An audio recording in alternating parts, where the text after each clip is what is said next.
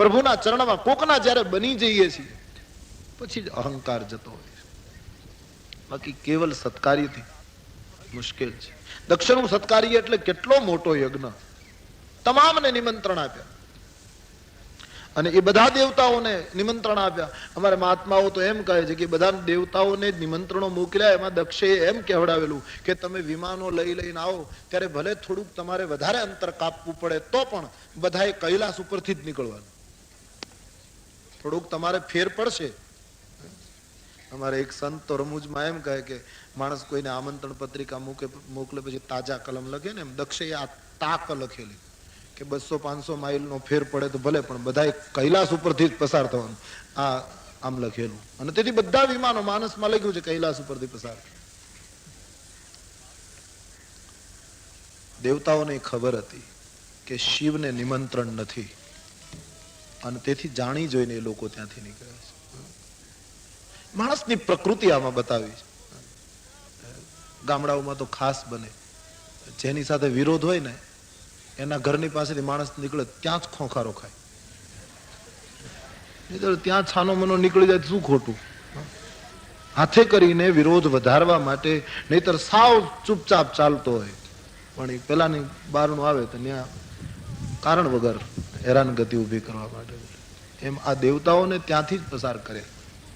વૈભવ પૂર્ણ દેવતાઓ વિમાનો લઈ લઈને બધા જ કૈલાસ ઉપરથી નીકળ્યા. એક પ્રકૃતિ દેખાડવાની, શિવજીને જાણે બતાવવા આવ્યા છે કે તમારા સસરાને ત્યાં પ્રસંગ, તમને આમંત્રણ નહીં, અમે બધા જઈએ છીએ. એક બતાવવાની પ્રકૃતિ. અને હું તો હંમેશા કહું છું કે દેવ બનવું એ કઈ બહુ સારી વાત તો છે નહીં. દેવતાઓની સ્થિતિ એ કઈ સારી સ્થિતિ? દેવતાઓ તો કમાણી ખર્ચે છે ઉપર બેઠા બેઠા. દેવ બનવું એ કઈ મોટી, માનવ બનીએ બસ. જ્યાં જન્મ્યા છીએ, જેટલી ઉંમર મળી છે ઉંમરને દીપાવીએ તો બસ છે. દેવ બની, દેવ તો બનવાનું જ. આપણા ચિંતકો કહે છે ને કે દેવ તો બનવાનું જ છે, કઈ નહીં કરીએ તોય થવાનું. છોકરાઓ કાગળ લખશે કે બાપા દેવ થઈ ગયા છે, એટલે એમાં કઈ કરવાપણું રહેતું જ નથી. એ તો એમનેમ થઈ જવાય. દેવ બનવામાં કોઈ મુશ્કેલી નથી.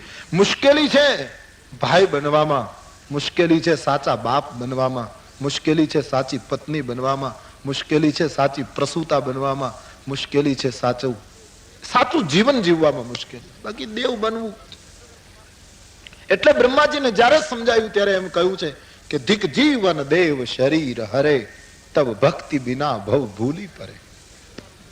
રામનો વિજય લંકાના રણાંગણમાં થયો ત્યારે બ્રહ્માજી એમ કહ્યું, મહારાજ દેવ જીવનને ધિક્કાર છે.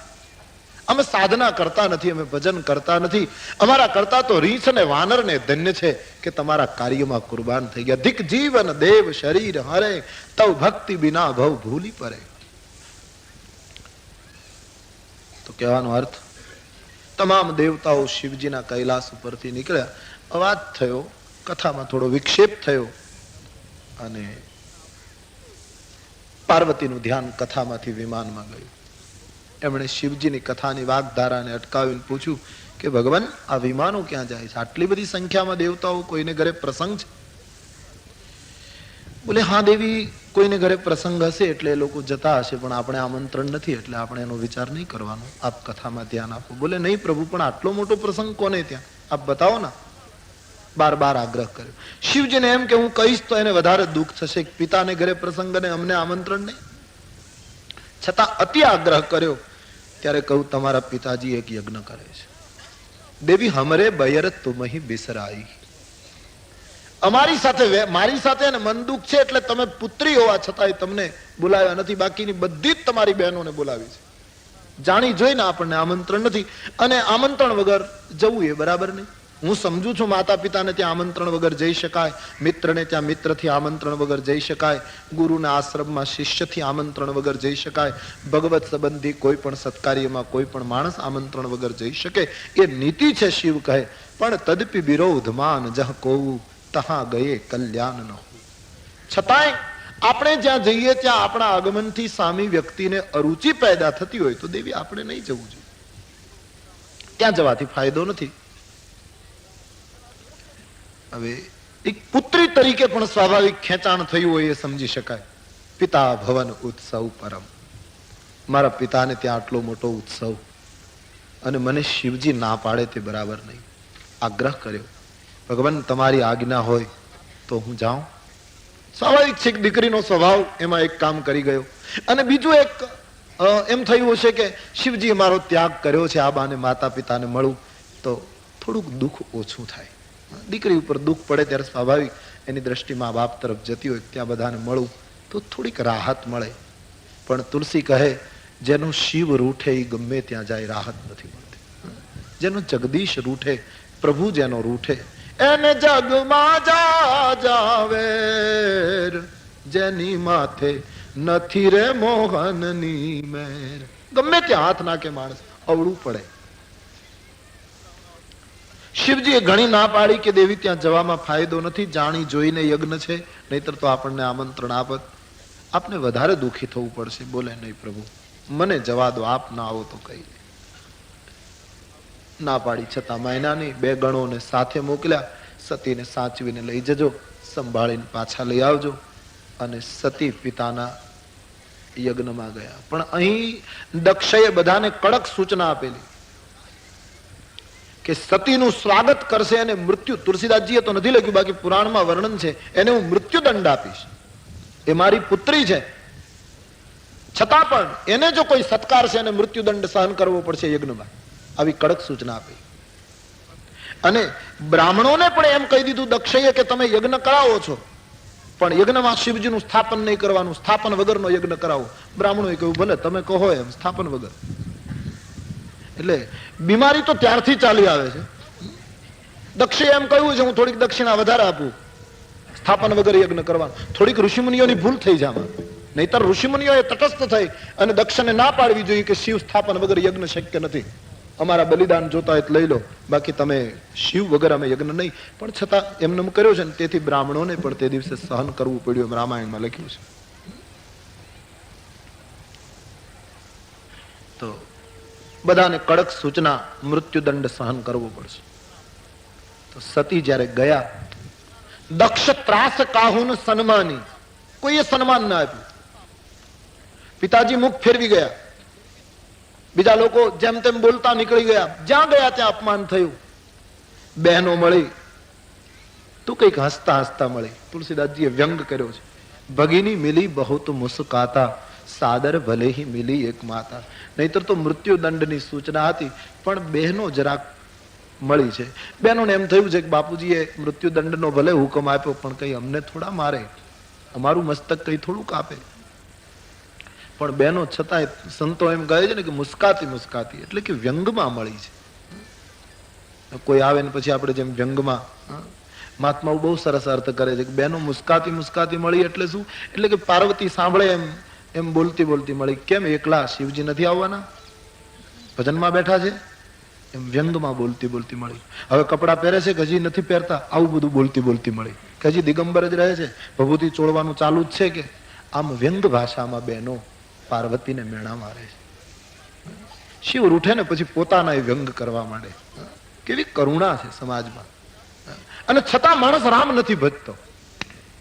નહીતર એક રામ જો સધાય, એક સાધે સબ સાધે. પણ જો એક સધાતું નથી, બાકી પોતાના કેટલું પેલું કરવા માંડે, જયારે પેલું અવળું પડે છે ત્યારે એક માં મળી. તુલસીદાસજીએ માતૃત્વનો થોડો બચાવ કરી લો. સાદર ભલે હી મિલી એક માતા. પ્રેમથી માએ દીકરીને બોલાવી હૃદય લગાડી, બેટા તારા પિતાજીની બુદ્ધિ આજકાલ સત્તાના અહમમાં છે, એવું તું લગાડીશ નહીં, હું તારી માં છું, એમ કરીને હૃદય લગાડી ભવાનીને થોડું આશ્વાસન થયું. માતૃત્વનો તુલસીજી દ્વારા અહીંયા બચાવ થોડો કે માં ન બદલે. મોઢોય બોલું માં, ત્યાં તો મને હાચે નાનપ સાંભળે, અને પછી આ બધી મોટપની મજા મને કડવી લાગે કાગડા. એક માં શબ્દ બોલું ત્યાં કવિ કહે મારું નાચતું ગાતું બાળપણ મને યાદ આવે. અને પછી આ બધી મોટપ, આ વાહ વાહ, આ સન્માનો, આ પ્રમાણપત્રો એ બધા નાના લાગે. મોઢે બોલું માં, ત્યાં તો મને મોટા કરીને માં તે મને ખોળેથી ખહતા કર્યા. તે મોટા કરીને મારા ઉપર એક મોટો અન્યાય કર્યો કે તારો ખોળો ખૂંદતા હતા, ત્યાંથી તે અમને બીજી જવાબદારીઓમાં નાખી દીધા, બીજી મુશ્કેલીઓમાં તે અમને મૂકી દીધા. માતૃત્વ. પૃથિવ્યામ પુત્રાસ્તે જનની બહવ સંતિ સરલા. ભગવાન શંકરાચાર્યને પણ લખવું પડે, પરમ તેષામ મધ્યે વિરળ તરલો હમ તવ સુત મદીયો યમ ત્યાગ સમુચિત મિદમ નો તવ શિવે. પણ કુપુત્રો જાયેત ક્વચિદપી કુમાતા ભવતી. દીકરો ગમે તેટલો કુપુત્ર બને, માં કુમાતા ન બને. માતૃત્વ પ્રેમથી મળે છે. ભગવાન કૃષ્ણના જીવનમાં એ ઘટના અવારનવાર આવી છે, ખાસ કરીને કૃષ્ણ ચરિત્રમાં. ભાગવતજીના પ્રકરણો લો કે કૃષ્ણ ચરિત્ર, પછી ગર્ગાચાર્યજી કહેતા હોય કે પછી મહાભારતના પ્રકરણમાંથી ગમે ત્યાંથી લો, પણ ભગવાન કૃષ્ણ એક પૂર્ણ અવતાર, ભારત વર્ષનું સદભાગ્ય કે આ માટીમાં પૂર્ણ અવતાર નરાકાર રૂપે પધાર્યા.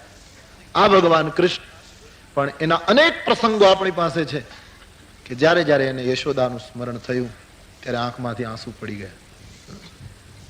એને એનું સુદર્શન ભૂલાઈ જાય, એને એની શક્તિ ભૂલાઈ જાય, એનું વિરાટપણું ભૂલાઈ જાય, અને ગમે તે જગ્યાએ બેઠો હોય પણ એની આંખ ભીંજાઈ એવા અનેક પ્રસંગો ખાસ કરીને ગર્ગાચાર્યજીએ નોંધ્યા.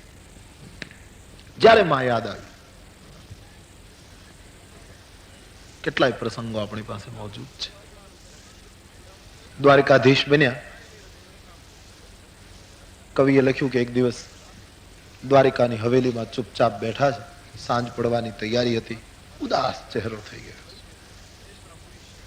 રાણીઓને એમ થયું કે ઘણી વખત આમનામ બેસી રહે છે અને કોઈને યાદ કર્યા કરે. આપણી સેવામાં કઈ ખામી હશે, આપણા ભક્તિભાવમાં કઈ કમી હશે, પ્રભુને અહીંનું વાતાવરણ અનુકૂળ નહીં થતું હોય, શું હશે પૂછી ન શકે. એક દિવસ રાણીઓની તો હિંમત ન ચાલી, પણ કહે છે અક્રૂરજીએ પૂછ્યું, દ્વારિકા પધારેલા, અને ગોપાલને પૂછ્યું કે મહારાજ દ્વારિકાધીશ આપ કેમ ઉદાસ રહો છો? ત્યારે કૃષ્ણએ કહેલું કે દ્વારિકામાં કહે સૌ મને પ્રભુજી પધારો. જ્યારે નીકળું ત્યારે આપ પધારો, પ્રભુ પધારો, ભગવાન પધારો, મહારાજ પધારો. આ મોટા મોટા અને ભારેખમ શબ્દોથી હવે હું ત્રાસી ગયો છું. દ્વારિકામાં કહે સૌ તમે પ્રભુજી પધારો, મને સાંભળ્યો યશોદા માનો જો તુકારો, એવો બ્રજવારો મને આજ સાંભળ્યો રે. મને સાંભળ્યો ગોકુળિયાનો જોને ગારો, મારો વ્રજવારો મને આજ સાંભળ્યો રે. મને ગોકુળ યાદ આવે, મને વ્રજ યાદ આવે. જ્યારે જ્યારે માં અને પિતા વસુદેવજીનું, પિતા નંદજીનું સ્મરણ થયું છે ત્યારે કૃષ્ણ પોતાનું જાણે ઈશ્વરત્વ ભૂલી જતા હોય એવું એના જીવનમાં અનેક પ્રસંગોમાં દેખાયું છે. અને એમાંય આપણે ત્યાં તો મોટો પ્રસંગ છે કે જ્યારે ઉદ્ધવજી ગયા મથુરાથી ગોકુળ, કૃષ્ણએ સામેથી મોકલેલા કે તમે એકવાર મારી માને મળી આવો, ગોપીઓને મળી આવો, વ્રજના લોકોને સમજાવી આવો. પ્રસંગ છે ને ઉદ્ધવે એમ કહેલું, મારી ભાષા એ લોકો સમજશે, એ તો બધા ગામડાના લોકો છે, હું તો કેટલો ભણેલો ગણેલો માણસ. બોલે એ વાત તમારી સાચી છે, ઉદ્ધવજી છે બધા ગામડાના, નિરક્ષર છે, વાત બરાબર, પણ આપ જાઓ તો ખરા એકવાર. અને આટલું મોટું વેદાંતનું પોટલું બાંધી અને ઉદ્ધવ ગોકુળ આવે અને જ્ઞાનોપદેશ આપીનું બધાને ઈશ્વર વ્યાપક છે અને એના વિયોગમાં કઈ રડવાની જરૂર નથી ને તો બધી જગ્યાએ પથરાયેલો, આવું બધું કહેવા માટે ગોઠવીને આવેલા. પણ જ્યારે ગોકુળની સ્થિતિ એમણે જોઈ, વ્રજનું વાતાવરણ આ પુરુષે જોયું, ત્યારે એ માણસ ધ્રુજી ગયો કે આ વ્રજ. ગોપીઓને એમણે પૂછ્યું કે નંદનું ઘર ત્યાં, જ્યારે એમ કહેવામાં આવ્યું ઉદ્ધવને કે નંદનું ઘર પૂછાય નહીં, ઉદ્ધવ આ પહેલી ભૂલ તમારી અહીંયા છે. બોલે મને શું ખબર પડે, અજાણ્યો માણસ છું, અહીં તો બધા જ ગોપ પાલકો રહે છે, આમાં કયું નંદનું ઘર? ત્યારે એમ કહેવામાં આવેલું કે આ પાણીનો પ્રવાહ જે ચાલ્યો આવે છે કોઈ ઘર વપરાશનું પાણી નથી, કોઈ પાણી ઢોળી નાખ્યું હોય નીકળ્યું હોય પાણી નથી, નદીનું પાણી નથી. ઉદ્ધવ આ પાણીના પ્રવાહના આધારે જે પાણીનો રેલો દેખાય છે ને એના આધારે ચાલો, અને એ જ્યાં અટકી જાય ત્યાં નંદનું ઘર છે. મતલબ ઉદ્ધવજી, આ વર્ષાનું, નદીનું કે સરોવરનું જળ નથી, આ તો નંદ અને યશોદાના આંખમાંથી અને વ્રજના લોકોની આંખમાંથી જે આંસુડા પડે છે એનો આ રેલો છે. આપ જાઓ ત્યાં. પછી આવે છે ઉદ્ધવ. ચારપાઈના ખૂણા ઉપર યશોદાજી બેઠા છે, ચારપાઈ ઉપર નંદજી બેઠા છે. કામ કરતા કરતા કોઈ ગોપાલનું નામ લે તો બધી ગાયો કાન ઊંચા કરી નાખે. આખું ગાયોનું ધણ કાન ઊંચા કરીને કૃષ્ણની મુરલી સાંભળવા માટે ઉત્સુક બની જાય. એવું પ્રેમમય વાતાવરણ. નંદજી વૃદ્ધ છે. ક્યારેક ક્યારેક યશોદાને પૂછે, યશોદા, ગોપાલ આવશે? બોલે મહારાજ, મથુરા હું ક્યાં આવી હતી? મથુરા તો આપ ગયા હતા. વાતચીત તો આપની સાથે થઈ હશે. મથુરા નંદજી ગયા હતા ને કૃષ્ણની સાથે. એ પ્રસંગ ભાગવતજીમાં પણ બહુ સુંદર મળે. જયારે કૃષ્ણ ને સોંપ્યા વસુદેવને, નંદજીને એમ લાગ્યું કૃષ્ણના વર્તનથી કે આ છોકરો હવે પાછો નહીં આવે, આ મથુરામાં રોકાઈ જશે. અને આખી રીતભાત બદલી ગઈ. આ લાગે છે દેખાવમાં બાળક, પણ આ વિરાટ છે કોઈ, ખ્યાલ આવી ગયો. અને પછી એને વસુદેવને સોંપતી વખતે જયારે જે નંદ રડ્યા છે, હાથ જોડીને કહેલું કે બાળક તમારું છે, અમે તો મોટો કર્યો છે, પણ અમારા હૃદયમાં જે લાગણીના જાળા બંધાયા છે, વસુદેવજી આનું ખૂબ ધ્યાન રાખજો. અમે માનતા કરતા રહીશું, અમે એનું સ્મરણ કરતા રહીશું, પણ આને ખૂબ સાચવજો. ને આજ જે હું ખાલી હાથે જાઉં છું, નંદજી કહે, એ મારું મન જાણે છે. એ નંદ અને યશોદાની સ્થિતિ જયારે ઉદ્ધવે જોઈ છે, પછી તો ઘણો મોટો પ્રસંગ છે. બધાને મળે છે, બધાને પૂછે છે, વાતચીત થાય છે, ઘણું રોકાય છે.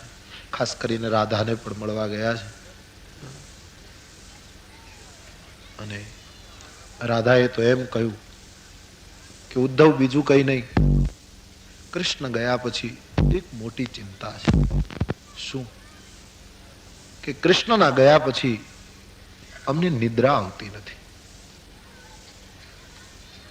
રાધાજીને ઉદ્ધવે એમ કહ્યું કે મેં તો એમ સાંભળ્યું છે કે પ્રેમીઓ નિદ્રા ઈચ્છે નહીં, એ તો પ્રેમીના વિયોગમાં જાગતા રહે, અને તમે ઊંઘવાની વાત કરો. બોલે ઉદ્ધવ, વાત સાચી છે કે પ્રેમીઓએ જાગવું જોઈએ, પણ ઊંઘવાનું એટલા માટે કહું છું કે ઉદ્ધવ, જો ઊંઘ આવી જાય તો કમસે કમ સ્વપ્ન આવે, અને સ્વપ્નમાં જો શામના દર્શન થાય. પણ અમારા તો સપના ગયા, હકીકત પણ ગઈ, સપનું પણ ગયું, વ્રજ વેરાન બની ગયું ઉદ્ધવ. છેલ્લો પ્રસંગ મને બહુ ગમે છે એટલે કહું આપને કે ઉદ્ધવ ઘણું રોકાય અને પાછા ફરે છે ત્યારે જે યશોદાજીએ એક માટીની કુલડીમાં થોડું ગોરસ, એક મોરપીંછ અને ઉદ્ધવના હાથમાં આપીને કહ્યું કે આ ગોરસ કૃષ્ણને આપજે, મોરપીંછ આપજો.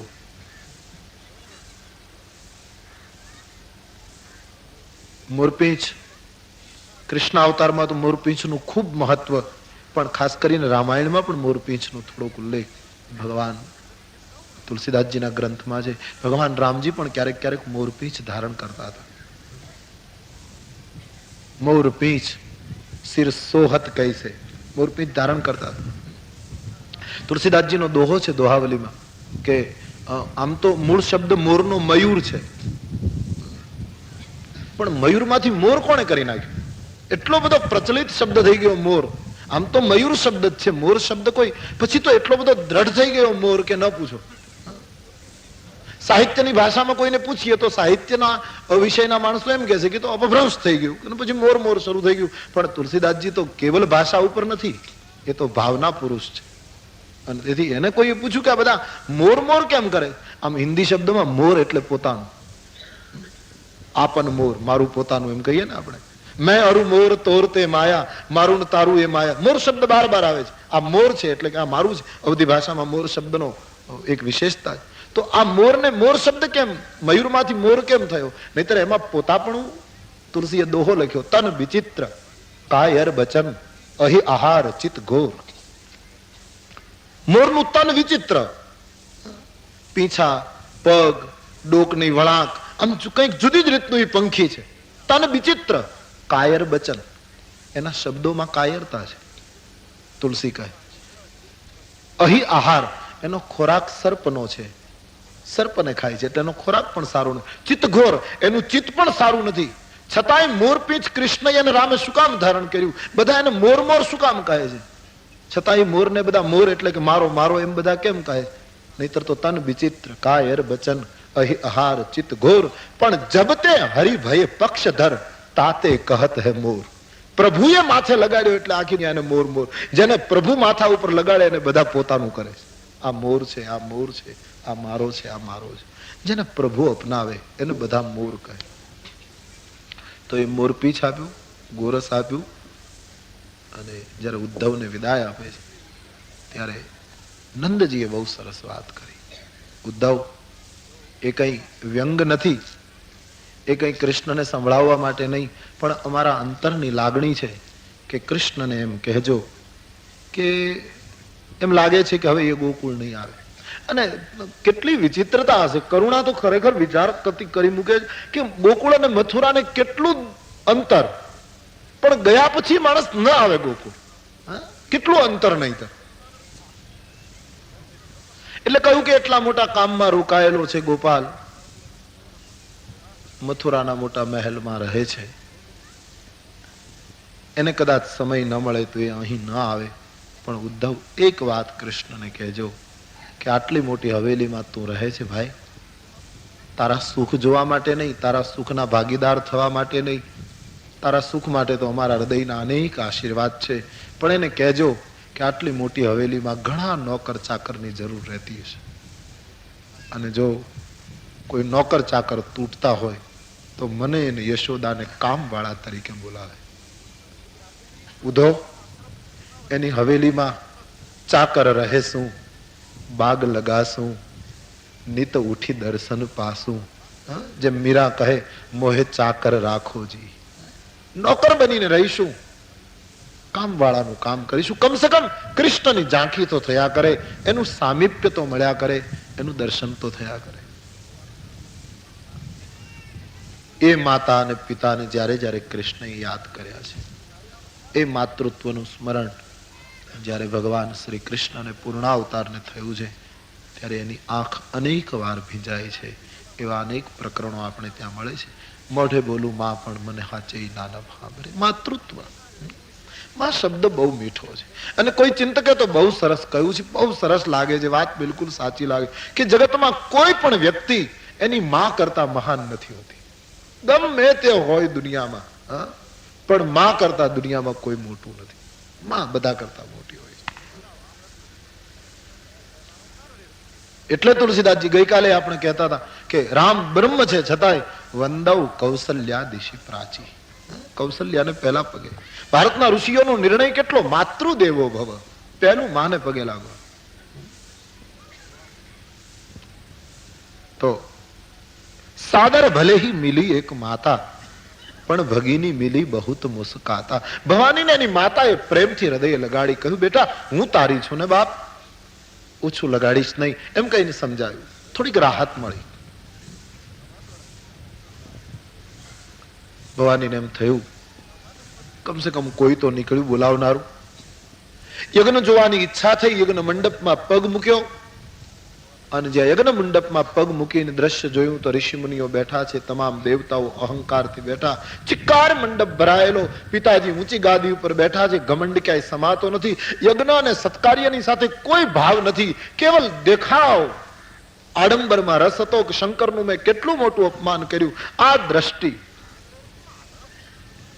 બદલો લેવાની વૃત્તિ. અને યજ્ઞમાં સતીએ ચારે બાજુ દ્રષ્ટિ કરી તો કતહુ ન દેખ શંભુ કર ભાગા. શંકરજીનું ક્યાંય સ્થાન નહીં. તબ ચિત્ત ચઢેવું જો શંકર કહેવું. ત્યારે સતીને થયું કે શિવજી કહેતા હતા એ બરાબર હતું, અહીંયા હું ન આવ્યો હોત તો સારું હતું. આટલું બધું શિવજીનું અપમાન, અને મારા પિતા અપમાન કરે, મારાથી જીવાય નહીં. દક્ષની પુત્રી તરીકે હવે મારે નથી રહેવું. જે પિતા શિવનું અપમાન કરે એ પિતાની પુત્રી તરીકે દુનિયા મને કઈ બોલાવે ના તો હવે એમાં મારું અપમાન. અમુક સમય અમુક એવું જીવનમાં એવી ઘટના બને, ઘણી વખત સમાજમાં એવી ઘણી ઘટના બનતી હોય કે બાપનું નામ લેવાથી માનવી અપમાન કરતા હોય. ઘણા કૃત્યો માણસો એવા કર્યા હોય કે માણસ બાપનું નામ ન કહી શકે. એનું નામ સાંભળે ફલાણા દીકરો, ઓ એનો તું દીકરો, એ ભાઈ તો આમ કરતા હતા, આવું ધમાલ કરતા હતા. આવી રીતનું ઘણા માણસો પિતાનું નામ પછી ઈચ્છે નહીં. અમારે પાલિતાણા સ્ટેટનો પ્રસંગ છે, આપણે સાંભળ્યો છે, બનેલી ઘટના છે. સુરસિંહજી અને બાપ દીકરાને એવો વાંધો પડી ગયો કે એનો દીકરો એમ કહેતો હતો કે મારા બાપુજીનું નામ ન રહેવું જોઈએ. આટલી બધી મારા પિતાના નામથી હું ઓળખાવું છું ને એ નામ મારે કાઢી નાખું. પછી જેટલા રોડનું નામ સુરસિંહજીનું હતું એ નામ બદલાવી નાખ્યું. છોકરો આવ્યો એટલે બનેલી ઘટના. કેટલું બધું જે શાળાઓના નામ ઉપર એનું નામ હતું કાઢી નાખ્યું. છેવટે સુરવિલાસ મહેલમાં તો એનું નામ હતું, એને કેમ કહું, આ માણસ એમ કહું મહેલને મૂળમાંથી કાઢી નાખ્યું, પાયામાંથી કોઈ નામ ન રહેવું જોઈએ. એક સંત મળ્યો, બહુ સરસ વાત કરી કે રાજકુમાર ગમે તેટલા બંગલા પાડશો તો બાપુજીનું નામ નહીં જાય જ્યાં સુધી આ તમારો દેહનો બંગલો ઉભો છે. ત્યાં સુધી તમારા પિતાનું નામ મળશે નહીં. આ જ્યાં સુધી દેહ, હા તમે પ્રાણ ત્યાગો તો વાત ખતમ. સતીને થયું મારા પિતાની પુત્રી, દક્ષની પુત્રી, એ બીજું ગમે તે કરું તો નહીં જાય જ્યાં સુધી હું પોતે નહીં બળી જાઉં ત્યાં સુધી આમાં નિર્ણય નહીં આવે. અને તેથી સતીએ નિર્ણય કર્યો કે હું આ યજ્ઞમાં બળી જઈશ. દક્ષ શુક્ર સંભવ્ય દેહ, દક્ષના શુક્રથી ઉભો થયેલો આ દેહ, શિવનું અપમાન જે પિતા કરે અને એવા પિતાની પુત્રી તરીકે મારે જીવવું નથી. સંત રામાયણમાં મર્યાદા છે. સંત, શંભુ, શ્રીપતિ, શંકર ભગવાન, વિષ્ણુ અને સંત, આ ત્રણેયની કોઈ નિંદા કરે તો ત્યાં આવી મર્યાદા છે. બને તો એની જીભ બંધ કરવી અને કાં તો આપણા કાન બંધ કરીને જતું રહેવું. કાં તો સામાન્ય જીભ બંધ કરાવી શકાતી હોય તો બંધ કરાવવી, અને એ શક્ય ન હોય તો આપણે આપણા કાન બંધ કરી દેવા. સંત, શંભુ, શ્રીપતિ, અપવાદા સુનિય તહા જહ અસમર્યા. આ એક મર્યાદા છે. ઘણા લોકો કહે ને અમે નિંદા કરી હતી ક્યાં, અમે ખાલી ઉભા હતા. એ ઉભેલા દોષિત છે નિંદામાં. સાંભળનારને પણ રામાયણના અર્થમાં દોષ લાગે. સાંભળો પણ નહીં, નિંદામાં રસ નહીં લેવાય. નિંદા એક બીજું નર્ક છે ભાઈ, ભયંકર નર્ક છે નિંદા. સંતો કહે છે સાવ સાચી, પણ સ્વભાવમાંથી એ છૂટવું ઘણું કઠિન છે. અમારે મહાત્માઓ કહે છે ને કે બધું છોડી શકાય છે પણ નિંદા અને ઈર્ષા છોડવી બહુ કઠિન. તો આ બે છૂટી જાય તો માણસ ઘણો મોટો થાય. તુલસીદાસજી વર્ણન કરે, શિવજીનું આટલું મોટું અપમાન સતીથી સહન થયું નહીં. એકદમ ચંડી રૂપ ધારણ કરતી પાર્વતીએ આખા મંડપમાં અવાજ કરીને ઘોષણા કરી કે સુનહું સભાસદ સકલ મુનિંદા, કહી સુની જીન શંકર નિંદા. જેને કહી અને જેને સાંભળી એ દરેક ઋષિ મુનિઓ અને સભાસદો, હું બધાને સૂચના આપું છું, બધાએ ફળ ભોગવવું પડશે. આટલું કહેતા કહેતા યોગ અગ્નિ પ્રગટાયો યોગ દ્વારા, અને સતીએ યજ્ઞ મંડપમાં પોતાનું જીવન સમાપ્ત કર્યું, બળી ગયા. હાહાકાર બચી ગયો. સાથે આવેલા ગણો પોતાની માતાનું આ રીતે સમર્પણ જોઈને બળી ગયા એ જોઈને ગુસ્સામાં આવીને યજ્ઞ તોડવા લાગ્યા. ઋષિ મુનિઓ ભાગ્યા, દેવતાઓ ભાગ્યા છે. પછી કોઈ ઉભા ન રહ્યા એવું રામાયણમાં લખ્યું છે. નહીતર દક્ષને બચાવવા દેવતા એ ન ઉભું રહેવું જોઈએ, પણ એવું લાગ્યું કે હવે આમાં ઉભા રહેવા જેવું નથી, મંડપ તૂટી રહ્યો છે ને બધું ખલાસ. દેવતાઓ ક્યારે ગયા એનો ઉલ્લેખ જ નથી. સગવડ વાળા માણસો ક્યારે નીકળી જાય ખબર ન પડે, કારણ કે લોકો તો વિમાન લઈને આવેલા. ઋષિ મુનિઓને હજી કદાચ મુશ્કેલી પડી હોય, બાકી ક્યારે વિમાન. નહીતર આટલા દક્ષે સન્માન આપેલું, ન ઉભું રહેવું જોઈએ કે આમાં દક્ષ બચી જાય, પણ દક્ષનું મસ્તક કોઈ આવ્યું જ નથી ને વચ્ચે. ભગવાન શંકરને ખબર પડી, જટા પછાડી વીરભદ્ર નામના ગણને ઉભો કર્યો અને વીરભદ્ર કરી કોપ પઠાય. વીરભદ્રને કહ્યું દક્ષનો યજ્ઞ રહેવો ન જોઈએ. શંકર ભગવાન યજ્ઞને તોડાવી નાખે છે. સત્કાર્ય જો બીજાનું અકલ્યાણ કરતું હોય ને તો એ સત્કાર્યને પણ તોડો. ઇન્દ્રજીતનો યજ્ઞ ભગવાને તોડાયો રામજીએ. સત્કાર્ય કરીને પોતાનો સ્વાર્થ સાધે તોય વાંધો નહીં, પણ ઘણી વખત સત્કાર્ય માણસ નથી અનુષ્ઠાન કરતા પોતાના માટે, એમાં વાંધો નથી, પણ એ સત્કાર્ય દ્વારા જો બીજાનું અકલ્યાણ ઉભું કરવાનું હોય, શિવને જ જગ્યા ન આપવાની હોય, એટલે કે કલ્યાણકારી વિચારને જ જો સ્થાન આપવાનું ન હોય તો એવું સત્કાર્ય તોડવું જોઈએ. આખો યજ્ઞ વિધ્વંસ કર્યો છે વીરભદ્રએ.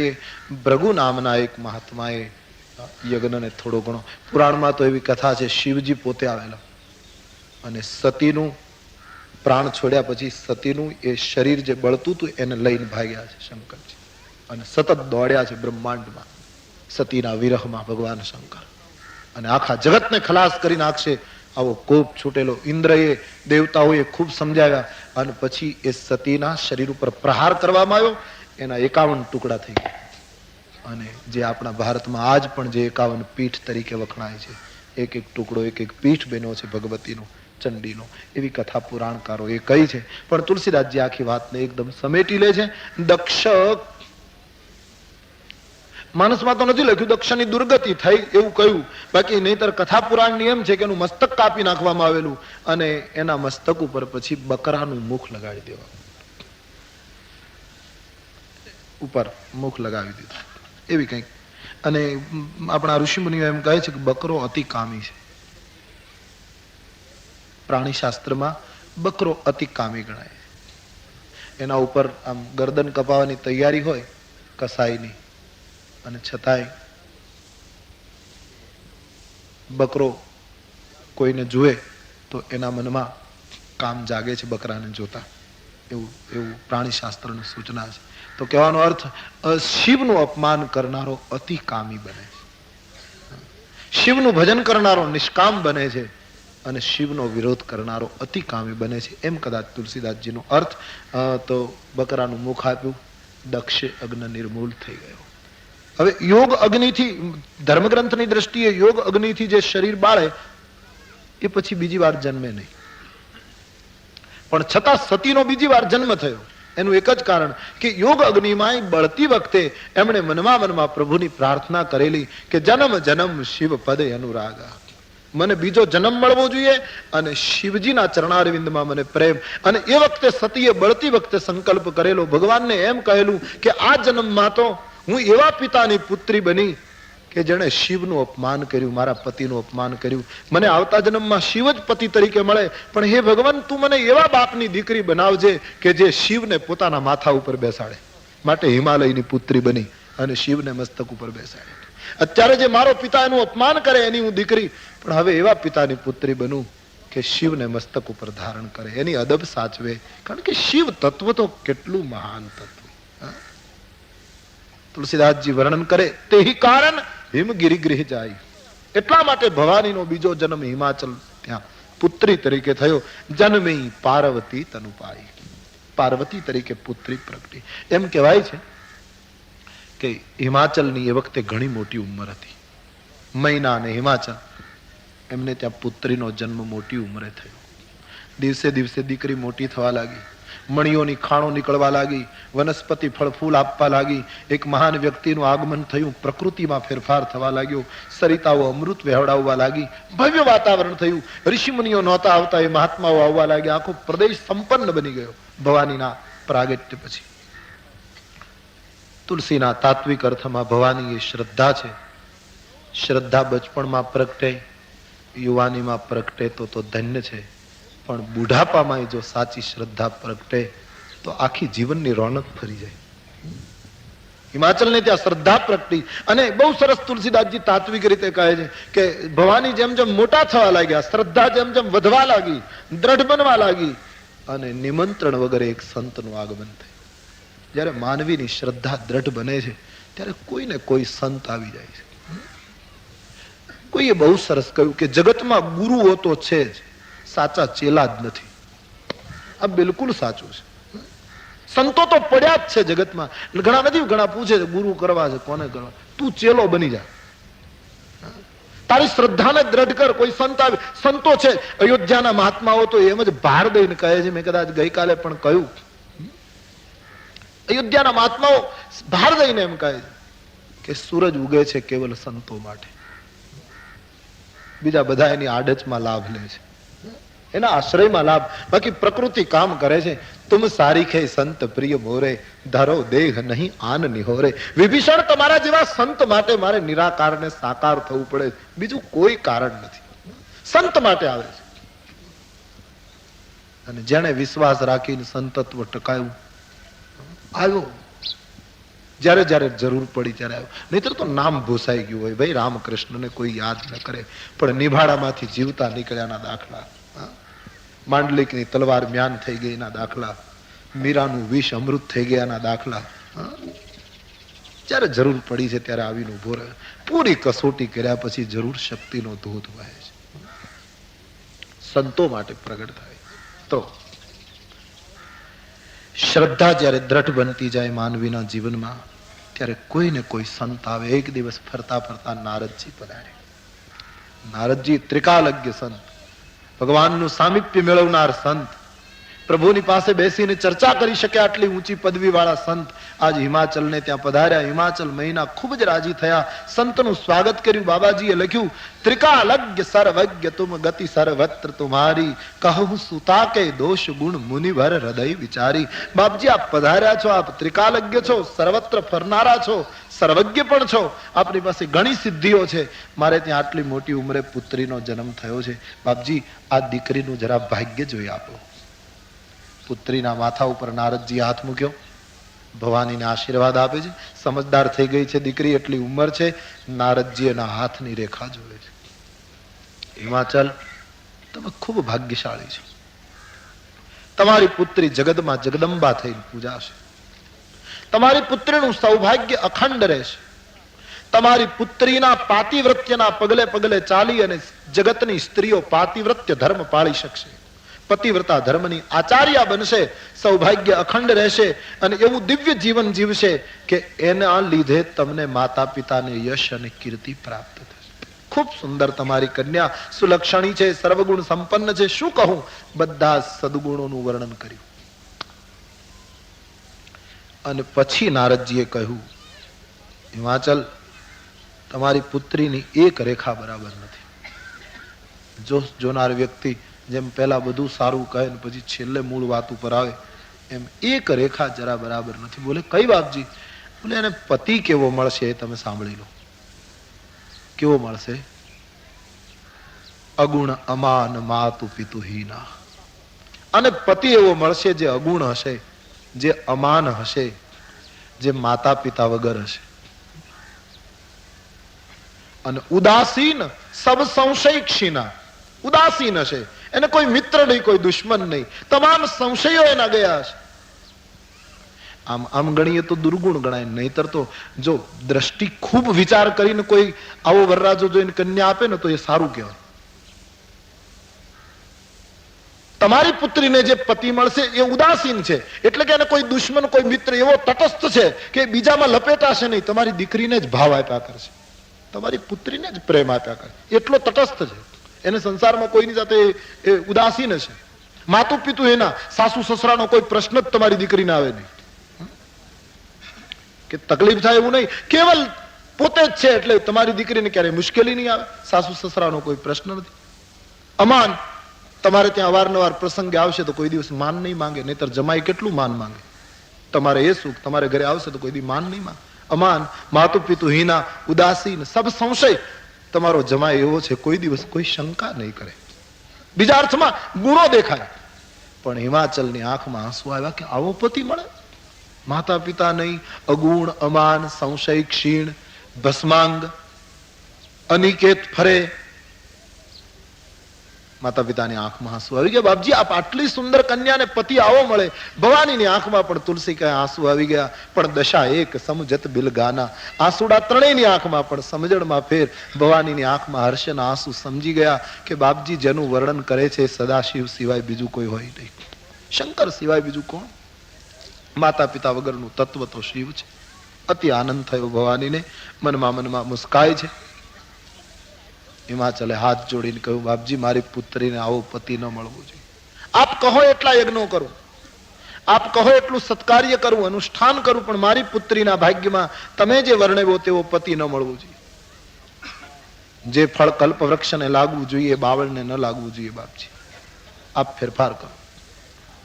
કહ મુનીશ હિમવંત સુનુ, જો વિધિ લિખા લીલાર, દેવ દનુજ નર નાગ મુનિ કોવન મેટનાર. હિમાચલે વિનંતી કરી. નારદજીએ બહુ સરસ જવાબ આપ્યો કે વિધાતાએ જે નિર્માણ કર્યું હિમાચલ એને કોઈ ફેરવી શકતું નથી. તું હી નામ તારન સબે કાજ સારન, ધરો ઉસકા ધારન નિવારણ કરેગા, નથા દાત વાકુ દિયા दूध माकू, क्योंकि खबर है खुदा को सबर जो भरेगा, तेरा ढूंढ सीना मिटे दिल का कीना, जीने पेट दीना वो आपे भरेगा, मुरादम कहे जो मुकद्दर की अंदर, जीने टाक मारा न टारा टरेगा. વિધાતાએ જે નિર્માણ કર્યું હિમાચલે ફરે નહીં. એક ઉપાય છે. શું? દેવ જો સહાય કરે અને હું કહું એમ તમારી પુત્રી જો જીવે તો એક ઉપાય છે. બોલે શું? જે જે બરકે દોષ બખાને, મેં વરરાજાના જે જે દુર્ગુણો બતાવ્યા એ મારા અનુમાન પ્રમાણે ભગવાન શંકરજી ધરાવે છે. અગુણ, અમાન, માતુ પિતુહીન, ઉદાસીન, સ્મશાનમાં રહેવું, ભસ્મચૂર્ણ, બધું શિવજીમાં છે.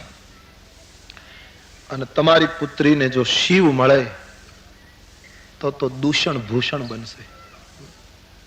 સંસારમાં તમારી કીર્તિનો ડંકો વાગશે. શિવ તત્વ જો મળે તો કલ્યાણ થઈ જવાનું. પણ સાથોસાથ ગંભીરતા સમજી લો, શિવ મળવા મુશ્કેલ છે. જો મળી જાય તો બેડો પાર, પણ મળવા બહુ કઠિન છે. અને શંકર મળશે તો પછી શું કહેવાનું? સમર્થ કહું નહીં દોષ ગોસાઈ, કોઈ દોષ નહીં લાગે. ઘણા લોકોની ચર્ચા છે ને કે તુલસીદાસજીએ વર્ગ ભેદ ઉભો કર્યો. આ ચોપાઈ ઘણા લોકો છે. તુલસીજીના ઘણા લોકો શબ્દો ઉપર દ્રષ્ટિ રાખે છે, ભાવ ઉપર નથી રાખતા. કેવલ શબ્દ ઉપરથી શાસ્ત્રના અર્થો ન થાય. નહીતર તો પુરાણમાં જોશો તો હિરણ્યકશિપુના મુગુટનું વર્ણન, એનું જે ઉપરનું પતાકું છે એ સ્વર્ગને અડે. શબ્દ ઉપર જશો તો બુદ્ધિ જ કામ નહીં કરે. ઋષિ મુનિઓએ જે વ્યંજના, જે એક પ્રતિકાત્મક સૂત્રો આપ્યા છે, એની પાછળની જે આખી દ્રષ્ટિ છે મહાત્માઓની, એ સંદર્ભમાં જે વર્ણન કરવાની વ્યવસ્થા હશે એ સંદર્ભમાં એને લખ્યું છે. આજે વર્ષો પછી એને વાંચવા માટે આપણે એટલું ભૂતકાળમાં પાછું જવું જોઈએ, ત્યારે જે વસ્તુ સમજી શકાય. તો સમર્થ કહું નહીં દોષ, સમર્થને દોષ ન લાગે એમ કહીને તુલસીદાસજીએ કોઈ વર્ગભેદ કર્યો હોય એ શક્ય નથી. કે સમર્થ અને દોષ ન લાગે. લોકો આનો અર્થ એમ કરી નાખે કે તુલસીદાસજી એમ કહ્યું મોટા હોય એને દોષ ન લાગે, નાના ને બધો દોષ લાગે. તુલસીદાસજી આવું કરી શકે જ નહીં. એ શક્ય જ નથી તુલસીના જીવનમાં. જે સકલ રામમય જાની જે વાત કરે એ કેમ આવું કરે? નહીતર તો અકબરના દરબારમાંથી ખુદ રહીમ નિમંત્રણ લઈને આવેલા. ચિત્રકૂટમાં રામ નામનો જપ કરતો તો આ પુરુષ, અને બાબા રહીમજીએ કહ્યું કે અકબર તમારા દર્શન કરવા ઈચ્છે છે, તમે એકવાર અકબરના દરબારમાં આવો. બોલે મારે ત્યાં આવવું નથી, એનો અર્થ મારો અહંકાર નથી કે હું સમ્રાટની પાસે નથી જતો, પણ મારે શું ત્યાં કામ? કારણ શું? મારે સમ્રાટનો સમ્રાટ, જગતમાં બધાનો માલિક તો સીતાપતિ અહીંયા વિરાજે છે, પછી મારે ત્યાં કેમ જવું? હા, ચક્રવર્તી અહીંયા હોય તો પછી ખંડિયાની પાસે શું જવું? આમ તુલસીદાસજી જતા નથી. અને વિનોબાજીનું એ બહુ વાક્ય જવાહરલાલજીએ, જો કે વિનોબાજી એને સરસ જવાબ આપી દીધેલો, કારણ કે જવાહરલાલજીએ ભારતનો ઇતિહાસ લખ્યો અમુક, એમાં એને એમ લખી નાખ્યું કે અકબરના શાસનમાં તુલસી થયા. ભારતીય પરંપરા થોડીક તોડી કહેવાય આ માણસ. અકબરના શાસનમાં તુલસી થયા એમ ભારતના સંશોધનમાં એમણે લખી નાખ્યું. વિનોબાજીએ જયારે આ જોયું ત્યારે, વિનોબાજી તો એક ફકીર માણસ, અને એમણે ખરેખર સરસ જવાબ આપ્યો. એમ મેં સાંભળ્યું છે કે જવાહરલાલજીને બોલાવીને એમણે કહેલું કે આ ભારતની એક જવાબદાર વ્યક્તિ છો અને આવું નિવેદન ન કરવું જોઈએ. આમાં સાધુ પરંપરાને કલંક લાગે, આમાં ત્યાગને જરાક દોષ લાગે. કેમ કે અકબરના શાસનમાં તુલસી થયા એમ ન લખાય, તુલસીના શાસનમાં અકબર થયો એમ લખવું જોઈએ. તુમ ભારત કે હો. અને કેટલું સરસ વાક્ય. સંતના શાસનમાં શાસકો થાય, શાસકોના શાસનમાં સંત થાય, એક ગલત અર્થ છે. શાસકો હોય ન હોય, સંતો તો પાકતા જ આવ્યા છે. તો એ સુધારો વિનોબાજીએ કરાયો. નહોતા ગયા તુલસી, બેઠા બેઠા રામ ભજન કરું છું, મારે ત્યાં શું આવવાની છે એમ કહેતા. તો એ માણસ નહીતર તો સમર્થની પાસે ગયા હોતે, પણ એનામાં સમર્થ અને સામાન્યનો ભેદ નહોતો. તુલસીદાસજી તો એમ કહેવા માંગે, સમર્થ અને સામાન્યનો ભેદ આજ મારી તમારી દ્રષ્ટિમાં છે, એટલા માટે આપણને અર્થો પણ એવા સૂજે છે. જે કાળમાં છીએ ને, જે જીવન જીવીએ છીએ ને, એવા જ અર્થો આપણે કરી શકીએ. આ એક માણસનો સ્વભાવ છે. કોઈ પણ વસ્તુ સાંભળે, કોઈ પણ વસ્તુ વાંચે, ત્યારે માણસનું મનસશાસ્ત્ર એવું છે કે પોતાની રીતે જ અર્થ કરે. એનો અર્થ પોતાની રીતે નક્કી કરે કે આનું આમ લાગે છે, મને એમ લાગે છે કે આનો અર્થ આમ. પોતાની રીતે જ નિર્ણય કરતા. તુલસીદાસજીએ તો સંતો કહે છે વર્ગભેદ નથી કર્યો, પણ એમણે એમ કહ્યું કે સમર્થ કહું નહીં દોષ ગોસાઈ. તુલસી કહે હું એને સમર્થ કહું છું જગતમાં. મારી દ્રષ્ટિમાં સમર્થ એ જ કરે જો તપ. તમારી શૈલ કુમારી જો તપ કરે તો. નારદજી કેટલું સરસ સનાતન સૂત્ર આપે. નારદજીએ એમ ન કહ્યું કે મેં જોશ જોયા છે એટલે હું એના માટે જપ કરી દઉં અને તમારી દીકરીનો ઉદ્ધાર થઈ જાય. નહીતર જોશ જોનારા એમ કહે કે હું આટલા જપ કરી નાખીશ તમારા માટે, તમારે કંઈ કરવાની જરૂર નથી, તમારે આટલો પૂજાપો, આટલી દક્ષિણા અને આટલું તમારે આપવાનું, આટલું કરવાનું રહેશે, એટલે જપ તમારા હું કરી નાખું. હા, એનો અર્થ ન થાય એમ પણ નહીં, જપ બીજા માટે કરી પણ શકાય, પણ જો કુરબાની આપવાની તૈયારી હોય તો. માણસો આયુષ્ય આપતા હતા આ દેશમાં, જિંદગીના દિવસો આપીને બીજાને બેઠા કરતા હતા, એવા કેટલાય સંતો આ દેશમાં થયા. એમ કઈ પણ જો તો ત્યાગવાની વૃત્તિ હોવી જોઈએ તો. બાકી હું બીજાના માટે પેલું કરી નાખું અને બીજો પેલો થાય, એ એમનેમ શક્ય નથી. કેવલ કંઈક મારે જોઈએ છે, મારે કંઈક લેવું છે એટલા માટે ઊભું કરીએ, એમાં શક્ય. પોતાનું ભજન પોતાએ જ કરવું જોઈએ, પોતાનું સ્મરણ પોતાએ. નહીતર કૃષ્ણ કઈ સામાન્ય નહોતા. એમણે અર્જુનને એમ કહ્યું કે આ બધાને એક આંખમાંથી અગ્નિનું કિરણ નીકળે તો આખું બ્રહ્માંડ બળી જાય, અને હું તારો રથ ચલાવું ને તું આટલા દિવસ 18 દિવસ સુધી યુદ્ધ કરે, તારા રથના પૈડા ખૂંચી જાય ને પાછો હું મદદ કરું ને બહાર કાઢું, તું પડી જા ને તને સંભાળું, તારા ઘોડાને પાણી પાવું, આ બધું મારે માથાકૂટ કરવાની કાંઈ જરૂર નથી. એક આંખમાંથી કિરણ નીકળે તો જગત બળે, પણ અર્જુન યુદ્ધ તારે કરવું પડે, માર્ગદર્શન હું આપીશ, લડવું તો તારે પડશે, યુદ્ધ તારે કરવું પડશે. અને વાત જ એ છે ને, પુરુષાર્થ માનવીએ કરવાનો, પ્રસાદ પ્રભુ પહોંચાડશે, કૃપા એની વર્ષ. નહીતર તો માણસનો સ્વભાવ છે, જો બીજું કોઈ કરી નાખે તો કોઈને કઈ કરવું જ નથી. લોકોનો તો એ નિયમ છે, 51 રૂપિયામાં પત્તું હોય તો કાંઈ કરવું નથી, કોઈને ભજન બિલકુલ કરવું નથી, સાધના કરવી નથી, જો કોઈ કંઈક હાથ ડાળે ઉદ્ધાર થઈ જતો હોય તો. અને ઉદ્ધારે જ લોકોને જોતો નથી, કરુણા તો એ છે, પાછો ઉદ્ધારે જ જોતો હોય તો બરાબર. ભગવાન કેટલા માણસોને જોઈએ, સાચા અર્થમાં ઈશ્વર માટે કેટલા રડે છે સંસાર, બહુ ઓછા માણસો રડે પ્રભુ માટે. કઈ ને કઈ બીજું જોઈએ છે આપણને. સસ્તામાં પતતું હોય તો લોકોને તો કઈ કરવું છે જ નહીં, માણસે કરવું પડે. આપણે સંત રામાયણમાં પ્રસંગ છે ને કે ભગવાને સેતુ બંધ બાંધ્યો, 18 પદ્મ રીંછ અને વાંદરાઓએ પથ્થર પાણીમાં નાખીને આટલો મોટો પુરુષાર્થ કર્યો, સેતુ બાંધી. પછી રામચરિત માનસમાં એમ લખ્યું છે લંકા કાંડના પ્રારંભમાં કે સેતુ બંધના 2-3 પગથિયા ચડી, થોડાક સાગરની અંદર આમ પગથિયા ઉપર જઈ અને ભગવાન સેતુ બંધને જુએ છે, આવું લખ્યું છે તુલસી. ભગવાન જોઈ રહ્યા છે કે મારા રીંછ અને વાંદરાઓ એ કેટલો મોટો પુરુષાર્થ કર્યો, આખો દરિયો બાંધી દીધો, 400 ગાઉનો સાગર. જે તોડફોડ કરવામાં માને એવા આખો બંધ બાંધ્યો. નહીં તો રીંછ અને વાંદરાઓ તોડફોડ કરે, બાંધી ન શકે, પણ એને આખો બંધ બાંધ્યો. ભગવાન જોતા હતા એ જેવા 3જા કે 4થા પગથિયા ઉપર આવીને આમ સેતુ બંધનું દર્શન કરે છે. એમાં તુલસીદાસજીએ લખ્યું કે દેખન કહ પ્રભુ કરુણા કંદા, પ્રગટ ભયે સબ જલચર વૃંદા. દરિયામાંથી તમામ જળચર બહાર નીકળી ગયા, કોઈના મોટા શરીર, કોઈના નાના શરીર, નાનામાં નાની માછલીથી લઈને મોટા મોટા મગરમચ્છો, આખો દરિયો ભરાઈ ગયો જળચરથી, પાણી દેખાતું નથી. આચ્છાદી 400 ગાઉનો સાગર જળચરોના શરીરથી. અને ભગવાન રામના દર્શન કરવા નીકળેલા જળચરોને જોઈ પ્રભુએ રીંછ અને વાંદરાઓને કહ્યું કે હવે આ એક સેતુ ઉપર ચાલવાની જરૂર નથી, ગમે ત્યાં પગ મૂકો, બધા સેતુ છે, નીકળી જાઓ સામે કિનારે. મગરમચ્છોના મસ્તક ઉપર પગ મૂકીને નીકળો, આખો દરિયો હવે આપણા માટે માર્ગ બની ચુક્યો છે. આટલા બધા રીંછ ને પેલા મગરમચ્છો અને જળચરો નીકળ્યા. જામવંત બહુ બુદ્ધિમાન માણસ, એના મનમાં શંકા પડી. એમાં કઈ સમજાતું નથી. બહુ બુદ્ધિમાન. એક તો વયોવૃદ્ધ પાત્ર રામાયણનું, બુદ્ધિના બ્રહ્માજીના અંશમાંથી જન્મ્યા છે એમ સંતો કહે. બ્રહ્મા બુદ્ધિના દેવતા છે. 400 ગાવનો દરિયો ઓળંગીને બધા જળચર ઉપર ને કોઈ આકાશ માર્ગે, કોઈ મૂળ રસ્તા ઉપર ને બધા સામે કિનારે પહોંચ્યા. સુબેલની તળેટીમાં મુકામ કર્યો અને એક સંધ્યા ઢળતી હતી. બિલકુલ અવકાશ હતો. ભગવાન પ્રસન્ન ચિત્તે બેઠા હતા. જામવંતજીએ હાથ જોડી, હનુમાનજી, સુગ્રીવ, નલ, નીલ બધા ઊભા છે. અને જામવંતજીએ કહ્યું, પ્રભુ એક સંદેહ થયો છે.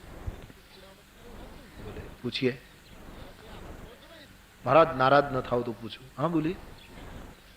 બોલે પ્રભુ આપને ખબર હતી કે આપ સેતુ ઉપર પગ મૂકો અને આટલા બધા જળચર જીવો દર્શન કરવા નીકળે ને એના મસ્તક ઉપર પગ મૂકી મૂકીને સામે કિનારે પહોંચી શકાય, તો પછી આટલો મોટો સેતુ બંધાવવાનું કારણ શું હતું? આ તો બધાને કેટલો પરિશ્રમ કરાવ્યો મહારાજ. આટલા બધા પર્વતો ક્યાંથી ક્યાં લાવ્યા અને કેટલો પરિશ્રમ. આપના દર્શન કરવા આટલા બધા ઊભા થાય તો પછી બધા નીકળી જાત. આમાં તો સેતુની જરૂર જ નહોતી, છતાં તમે બંધાયો શું કામ? આ બધું કેમ કર્યું? આ શું કામ આવું કરાયું? આ તો અકારણ શક્તિનો વ્યય થયો છે મહારાજ. બુદ્ધિવાળો માણસ તો આવું જ વિચારે ને. ભગવાન જવાબ બહુ સરસ આવ્યો. જામવંતજી આપની વાત બરાબર છે, પણ જળચરો ક્યારે બહાર નીકળ્યા? જ્યારે હું સેતુ બંધ ઉપર ઉભો રહ્યો ત્યારે. તમે બાંધ્યો જ ન હોત તો હું ઉભો ક્યારે? અરે ઉભા રહેવાની તો જગ્યા પહેલા તમારે ઉભી કરવી જોઈએ. અને હા, તમે એમ દલીલ કરી શકો, કદાચ બુદ્ધિમાન છો, કે તમે દરિયાને કિનારે ઉભા રહ્યા હોત તો જળચર તો નીકળત. પણ નહીં, જળચર તો ત્યારે જ આવી રીતે સહનશીલ બનીને ઉભા રહે જ્યારે હું એના વચ્ચે થોડોક જાઉં. માણસો પ્રભુનું કામ જ્યારે એની વચ્ચે આપણે જઈએ, થોડા કિનારે ઉભા ઉભા ઉપદેશ આપ્યા કરીએ, લોકોની વચ્ચે ન જઈએ, લોકોમાં ભળીએ નહીં, ત્યાં સુધી અસરકારક ન થાય. તમારે પહેલા મારા માટે સેતુ તો બાંધો. જામવંતને ભગવાને કહ્યું કે ભાઈ, જ્યાં સુધી તમે સાધનાનો સેતુ ન બાંધો ત્યાં સુધી બ્રહ્મ આવીને ઉભો નથી રહેતો. જ્યારે જીવ સાધનાનો સેતુ તૈયાર કરશે ત્યારે પ્રભુ આવીને ઉભો રહેશે. પણ પહેલા સાધના તો કરવી જોઈએ. નહીતર તો ભગવાન બધું કરી નાખ્યા. હનુમાનજીને મોકલવાની જરૂર નહોતી ને બીજું કાંઈ કરવાની જરૂર નથી. ભ્રકુટી બિલાસ સૃષ્ટિ લઈ હોય. સાધનાનો સેતુ બાંધવો છે. જેને જે શક્તિ મળી છે એ પ્રભુ કાર્યમાં વાપરવી જોઈએ. બુદ્ધિ, સંપત્તિ, શક્તિ નિરઅહંકાર બનીને પ્રત્યેકે ભારતીય પરંપરા માટે વાપરવી જોઈએ, તો પ્રભુ આવીને ઉભા રહે. તો કહેવાનો અર્થ, પોતે માણસે પોતે સાધના કરવી જોઈએ, પુરુષાર્થ કરવો જોઈએ, પ્રભુનો અને સંતોનો આશીર્વાદ મળે, બાકી ભજન પોતે કરવું જોઈએ. નારદજીએ કહ્યું, તમારી પુત્રી જો ભજન કરે તો મારો આશીર્વાદ છે, ભગવાન કલ્યાણ. સંતો ધક્કો મારે પણ દોડવું તો પછી પોતે પડે. સંતો માર્ગદર્શન આપે, આશીર્વાદ આપી દે. એના આશીર્વાદથી, એના ધક્કાથી જરૂર સાધનામાં ગતિ મળે, પણ અંતે તો પછી ચાલવું તો આપણા પગથી પડે. તો બધું જ જો કોઈ કરી આપતું હોય તો આપણે કંઈ કરવાનું નથી, એવી આપણી વૃત્તિ છે. તુલસીદાસજી લખે, ભવાનીનો જોશ જોઈ આશીર્વાદ આપી અને તપ કરવાની સૂચના આપજો એમ કહી નારદજી જતા રહે. માતા પિતા ભવાનીના એકલા થયા ત્યારે મહિના એમ કહેવા લાગ્યા હિમાચલને કે આપણા ઘરને અનુરૂપ પુરુષ જો ન મળે તો આપણે દીકરી આપવી નથી. કાલે દુનિયા ટીકા કરશે મહારાજ કે પર્વતની બુદ્ધિ કેટલી, એને દીકરીને એવે ઠેકાણે આપી. તો મારી પુત્રીને હું એવી જગ્યાએ આપીશ. બોલે તારી વાત બરાબર, પણ નારદજીના વચન સગર્ભ છે, સહેતુ છે. અને પુત્રીને શિવ જો પ્રાપ્ત કરવા હોય તો એને તપ કરવાની સૂચના આપવી પડશે. આપણે લાગણીને ઓછી કરી દીકરીને વળાવવી પડશે. સવાર પડે છે, ભવાનીની માતા ભવાનીને તપની સૂચના આપવા માટે આવે છે. પાર્વતી માની ગોદમાં બેસે. માં બોલી શક્યા નહીં. એને એમ થયું કે હું કેમ કહું પુત્રીને તપ કરવાની અવસ્થા તો મારી મહારાજની થઈ છે, અને એમાં હું દીકરીને કેમ કહું કે બેટા તું આટલી કોમળ અવસ્થામાં તપ કરવા જાય. બોલી શક્યા નહીં. પુત્રીએ સામેથી માતાને કહ્યું કે બા, મને સફેદ વસ્ત્ર ધારણ કરીને એક બ્રાહ્મણ સ્વપ્નમાં દેખાયા અને એમણે મને એમ કહ્યું કે શિવને મેળવવા હોય તો તપ કરવા જતી રહે. માં હું તપ કરવા જાઉં. જે રજૂઆત માને કરવી હતી એ પુત્રીએ કરી. તપસ્વીનીનું રૂપ ધારણ કરી ભવાની સાધના માટે નીકળે છે. રામાયણમાં એમ લખ્યું છે હિમાચલજી રડી પડ્યા. સ્વાભાવિક છે, દીકરી જતી હતી, ગમ્યું નહીં. આટલી નાની ઉંમરમાં પુત્રી એકલી જંગલમાં તપ કરવા જાય. પિતાનું હૃદય રડી પડ્યું. વેદશિરા નામના એક સંતે આવી હિમાચલને આશ્વાસન આપ્યું. વેદશિરા મુનિ આઈ તબ સબહી કહા સમુજાય. વેદશિરા નામના સંતે સૂચના આપી, ધીરજ રાખો મહારાજ, જગદંબા છે, આદ્ય શક્તિ છે, તમે બળભાગી કે તમારી પુત્રી બનીને આવી છે, તમને પિતાનું સન્માન મળ્યું, એ તો જવા દો. બધા પાછા ફેર્યા. ભવાની તપ કરવા માટે વનમાં પહોંચે છે. માનસમાં લખ્યું છે કે ઉર ધર્યું માં પ્રાણપતિ ચરના બિપિન જાય લાગી તપ કરના. ભગવાન શિવજીને આરાધ્ય સમજીને એને પ્રાપ્ત કરવાની દ્રષ્ટિથી અખંડ સાધના શરૂ કરી છે. અમુક સમય સુધી ફળ ફૂલ ખાધા, અમુક સમય સુધી જળપાન ખાલી કરે અને પછી તો શરીર સુકાવા લાગ્યું. અખંડ આરાધના શરૂ થઈ. આપણે ત્યાં કેટલું તપ કરતા હતા લોકો. તપ વગર સિદ્ધિ નથી મળતી ભાઈ. તપ તો કરવું જ પડે.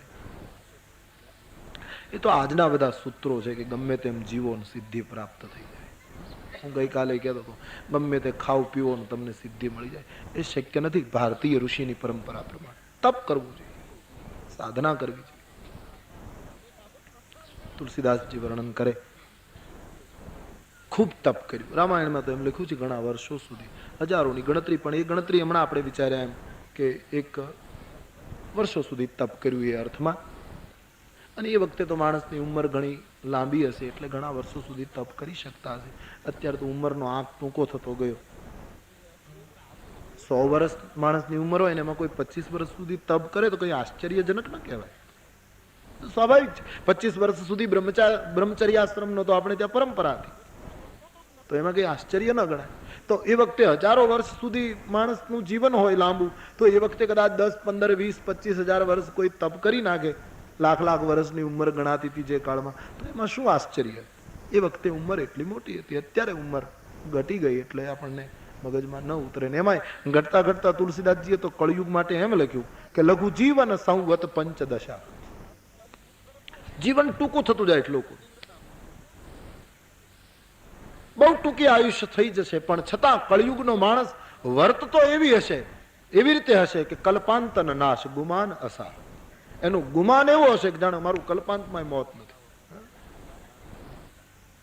વાતો એવી કરતી. મેં વાંચેલું કે બહુ સરસ વાક્ય કે ઘણા લોકો એમ કહે ને અમે ન હોઈએ તો થાય નહીં, અમે ન હોઈએ તો આ બધું અધૂરું પીડ્યું રહે, અમે ન હોય તો કામ પૂરા ન થાય. આવું બોલનારાથી કબ્રસ્તાનો ભરાઈ ગયા. અને હજી સૂરજ એમને ઉગે છે, કાંઈ ફેર પડ્યો નથી.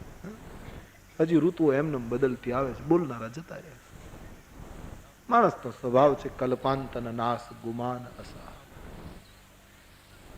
તો વર્ષો સુધી તપ કર્યું.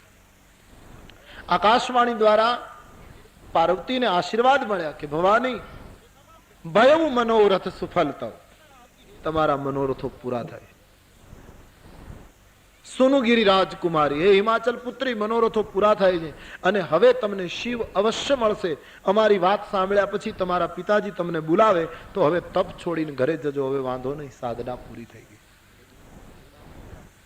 તમને પ્રાપ્તિ થશે. અને અમારી વાત કદાચ સાચી ન લાગે તો તમને સપ્ત ઋષિઓ જ્યારે મળે ત્યારે માનજો કે અમારી વાત સાચી છે. આકાશવાણીના શબ્દો ભવાનીએ સાંભળ્યા. ભવાની ત્યાં રહે છે. બીજી બાજુ તુલસીદાસજીએ પ્રસંગ બદલ્યો. ઉમા ચરિત સુંદર મેં ગાવા, સુનહું શંભુ કર ચરિત સુહાવા. જબ તે સતી, તુલસીદાસજી કહે ભવાનીનું ચરિત્ર તો મેં આપને કહ્યું, પણ શિવજીનું શું થયું? જ્યારથી સતીએ દેહ ત્યાગ્યો ત્યારથી શિવજી સતત ફર્યા કરતા. કતહુ મુનિન ઉપદેશ અહીં જ્ઞાના, અને કતહુ રામ ગુણ કરહી બખાના. કોઈ જગ્યાએ મહાત્માઓની સાથે સત્સંગ કરે, કોઈ જગ્યાએ વળી રામાયણની કથા કહે, કોઈ અધિકારી મળે તો ભક્તિની ચર્ચા કરે. આમ શિવજી સતીના વિયોગમાં સતત ફરતા હતા. શિવજીને એમ થયું કે ખૂબ ફર્યો, હવે એક જગ્યાએ બેસીને પ્રભુનું સ્મરણ કરો. ખૂબ વિરાગી બનીને ફર્યા. તબ તે શિવમન ભયવું વિરાગ. વૈરાગીની જેમ ખૂબ ફર્યા અને ખૂબ ફર્યા પછી હવે એક જગ્યાએ બેસી જવાનો નિર્ણય કર્યો. પહેલા પરિભ્રમણ બુદ્ધે કહેલું ને, જયારે યશોધરાએ પૂછ્યું ત્યારે કે જે બ્રહ્મ તત્વને તમે શોધવા નીકળ્યા હતા એ બ્રહ્મ તત્વ મારા ઘરમાં નહોતું? જયારે ભિક્ષા લેવા ગયા ત્યારે પ્રશ્ન પૂછ્યો, ત્યારે કહ્યું કે દેવી વાત સાચી છે, જે બ્રહ્મ તત્વને શોધવા હું નીકળેલો એ બ્રહ્મ તત્વ આપણા રાજમહેલમાં હતું, છતાંય હું રાતના 12 વાગે તમને પુત્રને મૂકીને જતો રહ્યો. એ અત્યારે એમ લાગે છે કે જવાની જરૂર નથી, પણ દેવી તમારી વાત પણ સ્વીકારું છું કે બ્રહ્મ તત્વ અહીંયા પણ હતું છે, પણ એક વાત મારી પણ સ્વીકારશો કે જ્યાં સુધી ભટકીએ નહીં ત્યાં સુધી ખબર નથી પડતી.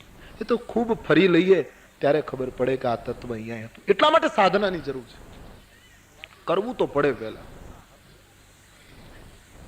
પછી એ તો લાગે કે આમાં તો જ્યાં હતું ત્યાં જ આપણે હતા, ખોટા ફર્યા. જે જોવાનું હતું એ તો અહીંયા જ હતું. આપણે ત્યાં વાર્તા છે ને કે એક માણસને 6 મહિના સુધી સ્વપ્ન આવ્યું કે ફલાણા ગામમાં એક નદી છે, નદી ઉપર એક પુલ છે, પુલના જમણા છેડા ઉપર એક પોલીસમેન બેઠો છે, ને પોલીસમેન ત્યાં સતત પોતાની ફરજ બજાવે છે, ને પોલીસમેનની ઉભા રહેવાની જે જગ્યા છે એની નીચે એક સોનાનો ચરુ છે, ને આખો રત્નોથી ભર્યો. આવું 6 મહિના સુધી એક જ જાતનું સ્વપ્ન આવ્યું, એક જ ઈ જ નદી બતાય, એ જ પુલ, એ જ ગામ. અને એમ થયું કે 6 મહિના સુધી એકનું એક સ્વપ્ન આવે, આની પાછળ કઈ કહેતું. આ માણસે યાત્રા શરૂ કરી, જાઉં એ ગામ ગયો. હકીકતમાં એ ગામે પહોંચ્યો, એ જ નદી, એ જ પુલ ને એ જ પોલીસમેન ત્યાં ઉભો ટ્રાફિક કંટ્રોલ કરતો હતો અને પોતાની ફરજ બજાવતો. એટલે માણસને એમ થયું કે સાંજ પડે ને આ માણસની ફરજ પૂરી થાય ને ઘરે જતો રહે, પછી રાતના ખોદીને કાઢીને જતો રહે.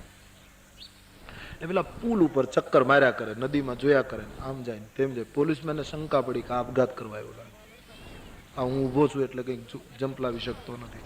એટલે પોલીસમેન એનો હાથ પકડ્યો, શું છે, કેમ ચારે બાજુ આમ શંકાશીલની જેમ જોયા કરે, મને શંકા પડે.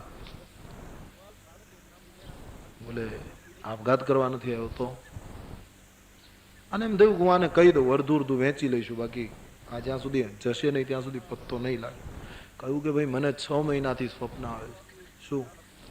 કે આ નદીને કિનારે પુલ છે ને પુલને કિનારે તમે જ મને દેખાતા, ને તમારા જે જગ્યાએ તમે ઉભા રહો ત્યાં એક સોનાનો ચરુ છે, એટલા માટે હું આટલી યાત્રા કરીને આવ્યો. આપણે અડધો વેચી લઈશું, તમે રાત્રિના જ્યારે જાઓ ત્યારે હું ખોદી કાઢું. બોલે તું કયા ગામથી આવે? પેલા એ ગામનું નામ આપ્યું. પોલીસમેને કહ્યું કે તમે જે ગામમાં રહો છો એ ગામમાં તમારા ફળિયામાં લીમડાના 2 ઝાડ છે? પેલો કહે હા છે. તો કહ્યું તમે બપોરના એ લીમડાના ઝાડની નીચે જ ખાટલો નાખીને રોજ સુવો છો? કે હા. ત્યાં પાણીનું માટલું બાજુમાં રાખો છો? કે હા. તમને કેમ ખબર? કે મને 6 મહિનાથી સપનું આવે છે કે તારા ખાટલાની નીચે ખજાનો છે, મને રજા મળે એટલે હું ત્યાં આવવાનું હતું, તું અહીંયા આવી ગયો. મને 6 મહિનાથી આ સ્વપ્ન આવે, સારું થયું તું મળી ગયો. જ્યાં છીએ ત્યાં જ ખજાનો છે, પણ સપના આવ્યા કરે છે કે ત્યાં હશે, ત્યાં હશે, ત્યાં હશે. સબ સપને હે, બાકી વસ્તુ તો ત્યાંની ત્યાં, પણ ભટકવું પડે છે. હકીકત શિવજી ખૂબ ફર્યા છે, એમ લખ્યું છે એક સૂત્રના રૂપમાં. વૈરાગી માણસ ખૂબ, તુલસીદાસજી શબ્દ બહુ સરસ વાપર્યો, તબતે શિવ મને ભયવું બિરાગ. વૈરાગીની જેમ ખૂબ પરિભ્રમણ કરી પછી એક જગ્યાએ બેસી ગયા, સ્થિર થઈ ગયા, સાધના કરવા લાગ્યા, ખૂબ ધ્યાન કર્યું. અને પછી એક દિવસ ભગવાન રામજી પધાર્યા અને તુલસીદાસજી કહે રામજીએ શંકરજીની સમાધિ ખોલાવી. શંકરજીની સમાધિ રામાયણમાં 2 વખત છૂટી, એક વાર રામ દ્વારા અને બીજી વાર કામ દ્વારા. રામજીએ શિવજીને સમાધિમાંથી જાગૃત કર્યા, ભગવાન શંકરજીએ રામના દર્શન કર્યા, હરિહરની સુંદર મુલાકાત. શિવજીએ ભગવાનને વંદન કર્યા, બોલે મહારાજ આપના દર્શનથી હું ધન્ય બન્યો, બતાવી ગઈ શું સેવા? બોલે શિવજી હું આપને પાર્વતીનું ચરિત્ર કહેવા આવ્યો છું. ભગવાને કહ્યું જે ભવાનીનો તમે ત્યાગ કરેલો દક્ષ સૂતા તરીકે, એમણે દક્ષ યજ્ઞમાં દેહ બાળી બીજો જન્મ હિમાચલને ત્યાં લીધો, નારદજીને ગુરુ માની એમણે કઠિન સાધના કરી છે, અને આકાશવાણીથી મેં આશીર્વચન કહી દીધા છે કે ભવાની તને શિવજી મળશે. માટે હે શિવજી હું તમારી પાસે માંગવા આવ્યો છું કે હિમાચલ જ્યારે નિમંત્રણ આપે ત્યારે જાહુ બિબાહ અહીં શૈલ જહીં યહ મોહી માંગે દેહ. હું ભિક્ષા લેવા આવ્યો છું. શિવજી આટલું તમે મને આપો કે હિમાચલ નિમંત્રણ આપે ત્યારે પાર્વતીનો પાણી ગ્રહણ તમારે કરો. જે પાર્વતીનો શિવે ત્યાગ કર્યો એ પાર્વતી આટલી સાધના કરી સંતનો આશીર્વાદ મેળવી ગયા, પછી એના માટે સ્વીકારની દરમિયાનગીરી કરવા માટે ખુદ પરમાત્માને આવવું કે હવે આનો સ્વીકાર કરે. ભગવાન શિવજીએ શરૂઆતમાં તો જરાક આનાકાની કરી કે હવે મારી પરણવાની ઈચ્છા નથી મહારાજને, હવે બીજી વખત લગ્ન કરવા નથી, એમ જરાક કહ્યું છે કે એક વખત લગ્ન કર્યો, ગ્રહસ્થાશ્રમ જોઈ લીધો મહારાજ, હવે ભજન કર્યા કરવું એ જ બરાબર છે. શરૂઆતમાં અનુચિત કહ્યું છે મહારાજ, હવે ઈચ્છા નથી. ભગવાને આગ્રહ કર્યો, નહીં હું કહું છું આપે પરણવાનું. શિવજીના અનુભવથી એમ લાગ્યું કે હવે ગ્રહસ્થાશ્રમમાં જવું નથી. સ્વામી રામકૃષ્ણ પરમહંસના જીવનનો પ્રસંગ છે ને, કે પેલો યુવાન એની પાસે ગયો, 15 દિવસ બેઠો સાધનામાં બાપજીના સંસર્ગમાં, અને પછી 15 દિવસ પછી મુશ્કેલીમાં મુકાઈ ગયો યુવાન. એમણે પરમહંસ દેવને પ્રશ્ન પૂછ્યો કે બાપજી, સત્સંગમાં બેઠા પછી એક સમસ્યા ઊભી થઈ, શું? હવે મારે લગ્ન કરવા કે ન કરવા? પ્રશ્ન એ છે, શું કરું? પરમહંસજી હસતા હસતા જવાબ આપ્યો કે બે માંથી ગમે તે કર, પસ્તાવાનું રહેશે.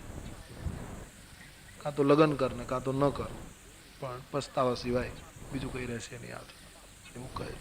શિવજી ના પાડે છે, હવે મારી ઈચ્છા નથી. ભગવાને કહ્યું નહીં, મારો આદેશ છે, તમારે પરણવું જોઈએ. ઘણી વખત સંસારમાં યોગીઓને પ્રભુ પરાણે પરણાવે છે, કારણ કે પ્રભુને જ્યારે એમ લાગે કે હવે સંસારમાં કોઈ મહાન સંતાનની જરૂર છે, ત્યારે યોગીઓને પ્રભુ ગ્રહસ્થાશ્રમી બનાવે. કારણ કે મહાપુરુષના ગ્રહસ્થાશ્રમ, કરદમ અને દેવહૂતિ ન પરણે તો સાંખ્યને બોલનારો કપિલ પ્રગટે ક્યાંથી? શક્ય જ નથી. મનુ અને શત્રુપા પાછા બીજા જન્મમાં અવતરિત ન થાય તો રામને પ્રગટવું ક્યાં? જન્મ ક્યાં લેવો? એના માટે ધરાબીન ધાન ન ઉપજે, એના માટે ભૂમિ જોઈએ, એવી પાત્રતા જોઈએ. અને તેથી પ્રભુ, ભારત વર્ષના ઘણા ઋષિ મુનિઓ આપણે ત્યાં ગ્રહસ્થાશ્રમી દેખાયા છે, એની પાછળ પ્રભુ જ પ્રેરણા આપે. પણ રામ પ્રેરણા આપે ને પરણે તો બરાબર છે, બાકી કામ પ્રેરણા આપે ને પરણે ત્યારે દુર્ગંધ ફેલાય છે. મુજે એક મહિના પહેલા એક અનુભવ થયો. એક વ્યક્તિ મને મળી, યુવાન નથી, આમ તો જુદા વેશમાં ફરતા હતા, સંસારી નહીં. ઘણી કથાઓ મારે, કેટલી મુશ્કેલી હોય છે જીવનમાં. મને કહે કે એક એની નિર્દંભતા માટે મને માન થઈ. એ સાધુની સરળતા માટે પગે લાગવું પડે. એણે જે હતું એ ખુલ્લું કર્યું. એણે એમ કહ્યું કે કથા સાંભળીએ છીએ ત્યાં સુધી ખૂબ આનંદ આવે છે, પણ પછી કામ સતાવે છે.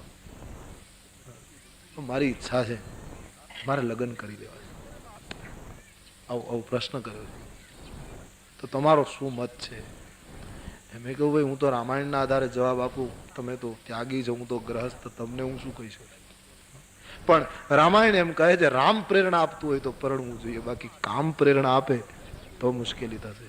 પ્રેરણા કોણ આપે છે એ તમારે વિચારવાનું. અંતરમાં અવાજ કોણ કરે છે એ તમારે નક્કી કરવાનું. શિવને રામે પ્રેરણા આપી છે, ત્યારે નારદને કામે પ્રેરણા આપી છે. વિશ્વ મોહિનીને જોયા પછી નારદજીને મોહ થયો છે, એને કામ ધક્કો મારે છે, માટે પરણવા ગયા તો નિષ્ફળ ગયા. અને શિવને રામે પ્રેરણા આપી, અને શિવ પરિણા છે કામને બાળ્યા પછી. એના પહેલા એને કામ બાળવાનું કામ પહેલું કર્યું. તો ભગવાને અતિ આગ્રહ કર્યો, આ મારી ભિક્ષા છે, તમે પરણો. ભગવાન શંકરે કહ્યું, શિર ભરી આયુષ કરીએ તુમારા, પરમ ધર્મ યહ નાથ હમારા. મહારાજ તમારી આજ્ઞા શિરોમાન્ય. ભગવાને કહ્યું, શિરોમાન્ય નહીં, મારી આજ્ઞા હૃદયમાં રાખો.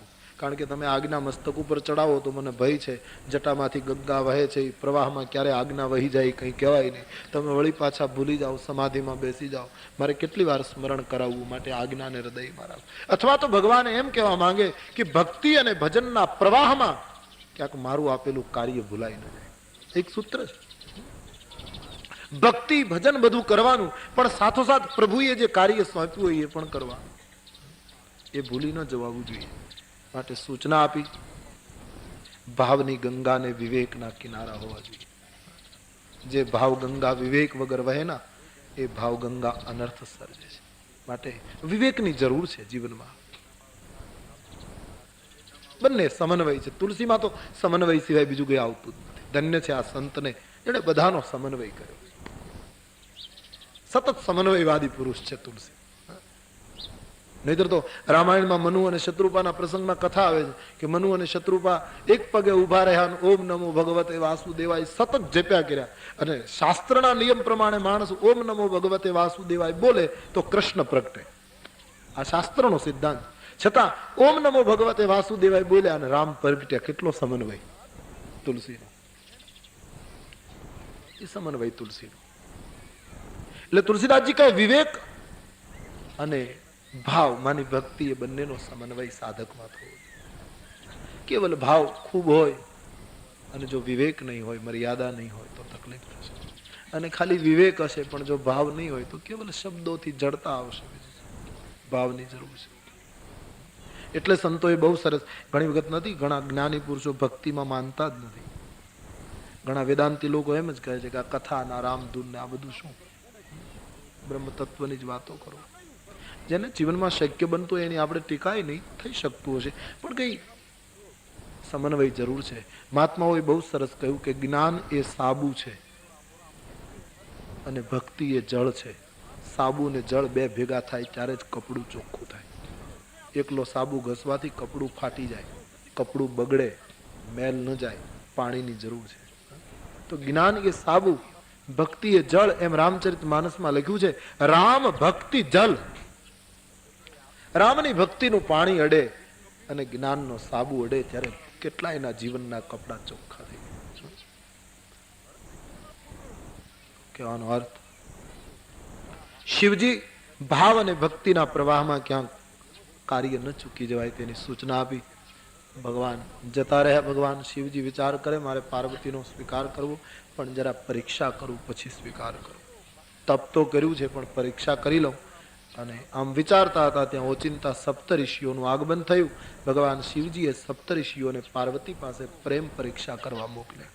પાર્વતી પહી જાહુ તુમ પ્રેમ પરીક્ષા લેવ. જાઓ. સપ્તઋષિઓ પાર્વતીની પાસે ગયા. ઋષિન ગૌરી દેખી તહ કૈસી મૂર્તિ મંત તપસ્યા. જાણે તપસ્વીની કોઈ મૂર્તિ કંડારી મૂકી હોય એવું સ્વરૂપ પાર્વતીનું જોયું. ભવાનીએ સપ્તઋષિઓને પ્રણામ કર્યા. સપ્તઋષિઓએ પાર્વતીને કહ્યું બેટી આટલી નાની ઉંમરમાં કોની આરાધના કરે, શું પ્રાપ્ત કરવું, શું જોઈએ? બોલે બાપજી હું શું કામ સાધના કરું છું એ બધી વાત કરીશ તો તમે કદાચ મારી મશ્કરી કરશો કે ગમે તેમ તો પહાડની પુત્રી એની બુદ્ધિ કેટલી. નહીં બેટા બતાવ. કહે બાપજી સાધના કર્યા પછી હું સમજુ છું કે ઘણું અશક્ય છે છતાં એને મારે શક્ય બનાવવું. નિર્વિકાર, નિષ્કામ, નિર્મોહ, નિર્માન ભગવાન સદાશિવ એને મારે પતિ તરીકે મેળવવા માટેની એક ઈચ્છા છે ને એટલા માટે હું સાધના કરું છું. ઘણું અશક્ય છે. સપ્તઋષિઓ ખડખડાટ હસી પડ્યા કે આ બોધ તને કોણે આપ્યો? શિવને મેળવવાની વાત તને કહી જ કોને? બોલે નારદજીએ. સપ્તઋષિઓ ખૂબ હસ્યા કે હવે બરાબર પુત્રી, નારદજીએ જગતમાં જેને જેને બોધ આપ્યો છે એ બધા ઘર છોડીને ભિખારી થયા છે. પોતે એકલા માણસ, બધાને એકલા કરી દેવાય એનો બોધ તે શિવજીને જોયા છે? ભિક્ષા માંગીને પેટ ભરે છે, ભસ્મ ચોળે છે, સ્મશાનમાં પડ્યા રહે છે. એને વળી નારીની શી જરૂર? અને એની સાથે પરણીને શું ફાયદો? લગ્ન થયા હતા દક્ષને ઘરે, થોડીક ભૂલ કરી સતીએ તો ત્યાગ કર્યો, બિચારીને દક્ષ યજ્ઞમાં બળી જવું પડ્યું. હવે એની સાથે પરણીને તને પૂર્વ ઇતિહાસની ખબર નથી? એને ભવાની મનમાં મુસ્કાય કે બાપજીને ખબર જ નથી કે જે બળી ગઈ હતી એ જ પાછી જન્મી છું. કહ્યું અમે તારા માટે સુંદર મૂર્તિઓ નક્કી કર્યો છે. કસોટી કરવા આવનાર માણસ તો એમ જ કહે છે અમે વિષ્ણુને સર્વગુણ સંપન્ન એને તારી સાથે અમે લગ્ન કરાવી આપીએ, તું અમારું કહ્યું માન. બે વાત સતીએ બહુ સરસ કરી. બાપજી બહુ સાચી વાત છે. શંકર અવગુણ ભંડાર, વિષ્ણુ ગુણનો ભંડાર. પણ જેનું મન જ્યાં લાગ્યું હોય એને એનું કામ હોય. તમે ગમે તે વસ્તુ હાજર કરો એનો શું અર્થ? જેને જે અમારા રામાયણમાં ક્ષેપક કથા આવે છે. જયારે ઇન્દ્રજીતનું મૃત્યુ થયું, જો કે તુલસીદાસજીના શબ્દો નથી, કોઈ ક્ષેપક અંદર ઉમેર્યું છે. ઇન્દ્રજીતનું મૃત્યુ થયું પછી એનું મસ્તક કપાઈને રામ પાસે ગયું, ધડ રાવણના દરબારમાં ગયું અને એક હાથ કપાઈને સુલોચના જે ઇન્દ્રજીતની પત્ની હતી એના દ્વારે ગઈ. પછી એને ખબર પડી, બધું લખી આપ્યું. સુલોચના રાવણ પાસે આવે છે, પુત્રવધુ સસરાની પાસે આવીને એમ કહે છે કે મારે સતી થવું છે, મારા પતિને લક્ષ્મણજીએ મારી નાખ્યા, એમ મને પૂજાએ લખી આપ્યું, તો મારા પતિનું મસ્તક મને લાવી દો. મેં તમારી પાસે કાંઈ માંગ્યું નથી, તમે મારા પિતા છો. પુત્ર વધુ માંગે છે સસરાની પાસે. મને મારા પતિનું મસ્તક લાવી આપો. જયારે રાવણે કહ્યું એમાં રડે છે શું? ક્ષેપકમાં એમ લખ્યું છે એક માથા નહીં તને બીજાના 10 લાવી દો. આવું રાવણ બોલ્યો છે. કેટલો અવિવેક કહેવાય, કેટલું એની કેટલી અજ્ઞાનતા અહીંયા પ્રદર્શિત થઈ ગઈ. કે એક નહીં બીજાના 10 લાખ. હવે સતી થવા માટે એને બીજાના માથાની શું જરૂર છે? એને તો પોતાના પતિનું મસ્તક જોઈતું હોય. જેનું મન જેની સાથે લાગ્યું, જેહી કર મન રમ જાહી સન તાહી તાહી સન કામ, એને એનું જ કામ હોય. સતીએ બહુ સરસ વાત કરી. બાપજી નારદજી મળ્યા એના પહેલા જો તમે મળ્યા હો તો સંભવ છે હું તમારી વાત સ્વીકાર. પણ નારદ મારા ગુરુ છે અને ગુરુ કે બચન પ્રતીતિન જેહી, તો સપને હું સુગમ અને સુખ સિદ્ધિ તે. ગુરુના વચન ઉપર જેને પૂર્ણ વિશ્વાસ ન હોય એને સ્વપ્નમાંય સુખ કે સિદ્ધિ મળતી નથી. ગુરુના વચન ઉપર સાધકને પછી તો એ આપણો વિશ્વાસ કામ કરી જાય ભાઈ. પૂર્ણ વિશ્વાસ જોઈએ. એક જ વાક્ય મતંગ કહીને પ્રારબ્ધ પૂરું કરે છે પંપા સરોવરને કિનારે. એક જ વાક્ય આપણા ધર્મ ગ્રંથોમાં લખ્યું છે. શબરીને એમ કહ્યું કે તે ખૂબ સેવા કરી છે, હું સાધુ ત્યાગી માણસ તને શું આપી શકું, પણ શબરી હું ધારું તો કાળને પાછો કાઢી શકું, પણ હવે પ્રારબ્ધ પૂરું થયું, ભગવાનથી ઉપરવટ થઈને સાધુઓથી જીવાય નહીં, માટે મારે મારો હિસાબ પૂરો કરીને હવે જવું જ. પણ શબરી એક વાક્ય કહેતો જાઉં તે ખૂબ સેવા કરી, તારી ઝૂંપડીએ રામ આવશે. આ એક વાક્ય પકડી રાખ્યું, બસ વર્ષો કાઢી નાખ્યા મહિના. એ એટલા માટે શબરી ગમે છે કે શબરીએ એમ પૂછ્યું નહીં કે કેટલા વર્ષ પછી આવશે. આવશે એનો અર્થ શબરીએ એમ નક્કી કર્યું કે હું જીવતી હઈશ ત્યાં સુધીમાં આવશે, મારા અંતિમ શ્વાસ પહેલા રામ આવશે. બસ બાપજીનો પ્રારબ્ધ પૂરું થાય છે મતંગના ઇતિહાસમાં, અને શબરી એમને બેઠી રહી, રામ આવશે. ગુરુના વચન ઉપર વિશ્વાસ. આજે તો વિશ્વાસ જ નથી. આજે તો લોકોને ગુરુ એવો જોઈએ છે આપણું કયું કરતો એવો જ ગુરુ જોઈએ છે. આપણું કયું કરે, અને જો આપણું કયું ન કરે, 50 વખત તમારું કયું સાધુ સંતો કરે અને એક વખત તમારા જ હિતમાં તમારું કયું ન કરે, તુરત જ હવે બધું ફરી ગયું, પેલા જેવું નહીં તો પેલા આપણે જેમ કહેતા હતા એમ કરતા હતા. સમાજની પ્રકૃતિ છે એમ, એ કહે એમ જો બધા કરે સાધુ સંતો તો બહુ રાજી થાય લોકો. અને થોડોક જો ફેર અમારે હમણાં જ અમારે ચર્ચા થઈ હતી, ચલાળાવાળા મહંતજી એમ કહેતા હતા કે અમારે ચલાળાની જગ્યામાં સાવરકુંડલાથી એક ભાઈ દર રવિવારે આવે, સમાધિ પગે લાગે અને 25 પૈસા મૂકે. એક દિવસ કે હું ગાદી ઉપર બેઠો હતો ને એને આવીને એક વેલના ફૂલ તોડ્યા, એટલે મેં એને એમ કીધું કે ભાઈ ઈ વેલના ફૂલ રહેવા દેજો. એને એવું ખોટું લાગી ગયું, 25 પૈસા મૂક્યા નહીં. લ્યો આ એનો ગુનો. મેં ખાલી એટલું કીધું કે ઈ ફૂલ તમે, નહીતર ઘણા વર્ષથી એનું નિયમ, પણ મને ના કેમ પાડ્યા તે 25 પૈસા ન મૂક્યા. લોકોનું આવું છે, બસ આમ તરત જ બદલી જાય, કઈ ફરક, જરાક વાતમાં નિરાશ, બસ લોકોનું કઈ નક્કી જ નહીં. માટે સાધુ સંતો લોક માન્યતાથી દૂર રહેવાની પૂરી કોશિશ કરે. રામાયણમાં તુલસીની એક મહાનતા છે. ખરાબમાં ખરાબ પાત્રના મુખમાં પણ તુલસી ક્યારેક વીજળીનો ચમકારો જેમ ક્યારેક થાય એવું વાક્ય મૂકી દે. કપટ મુનિ સાવ ખોટો રામાયણમાં, પણ છતાં એના મુખમાં શબ્દ એક વાપર્યો કે લોક માન્યતા અનલ સમ કર તપ કાનન દાહુ. લોકોની માન્યતા અગ્નિ છે અને સાધકનું તપ એ જંગલ છે, એ જંગલને બાળવાનું કામ લોક માન્યતા કરે. સંતની સાધના રૂપી જંગલના કાષ્ટોને બાળવાનું લોક માન્યતા. લોક માન્યતા એ કેટલાયને પછાડ્યા છે ભાઈ. લોક માન્યતાનું શું નક્કી? સીતાને ઘોર જંગલમાં અમે પુત્રો જણાવ્યા છે, આ આપણી લોક માન્યતા. આજ આમ કહે, કાલ આમ કહે. તો કહેવાનો અર્થ, ગુરુના વચન ઉપર જેને વિશ્વાસ ન હોય એને સુખ ન મળે, સિદ્ધિ ન મળે. નારદ મારા ગુરુ છે બાપજી, અને એના મત પ્રમાણે હું તો હારી ચૂકી છું. અને બીજી વાત સતી એ કરી કે જન્મ કોટી લગી રગર હમારી, એક જન્મ નહીં મહારાજ, આવા કરોડો જન્મ હું ધારણ કરીશ, મરીશ, પાછી જન્મીશ, મરીશ, જન્મીશ, પણ બરો શંભુ નતું રહો કુંવારી. મેળવીશ તો શંકરને મેળવીશ, નહીતર હું આજીવન કુંવારી રહીશ, અનેક જન્મો લઈશ.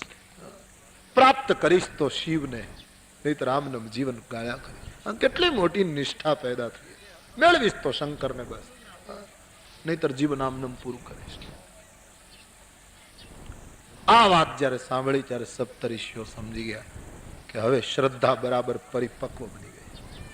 હિમાલયની સ્થિરતામાંથી જન્મ થઈ ગયો છે.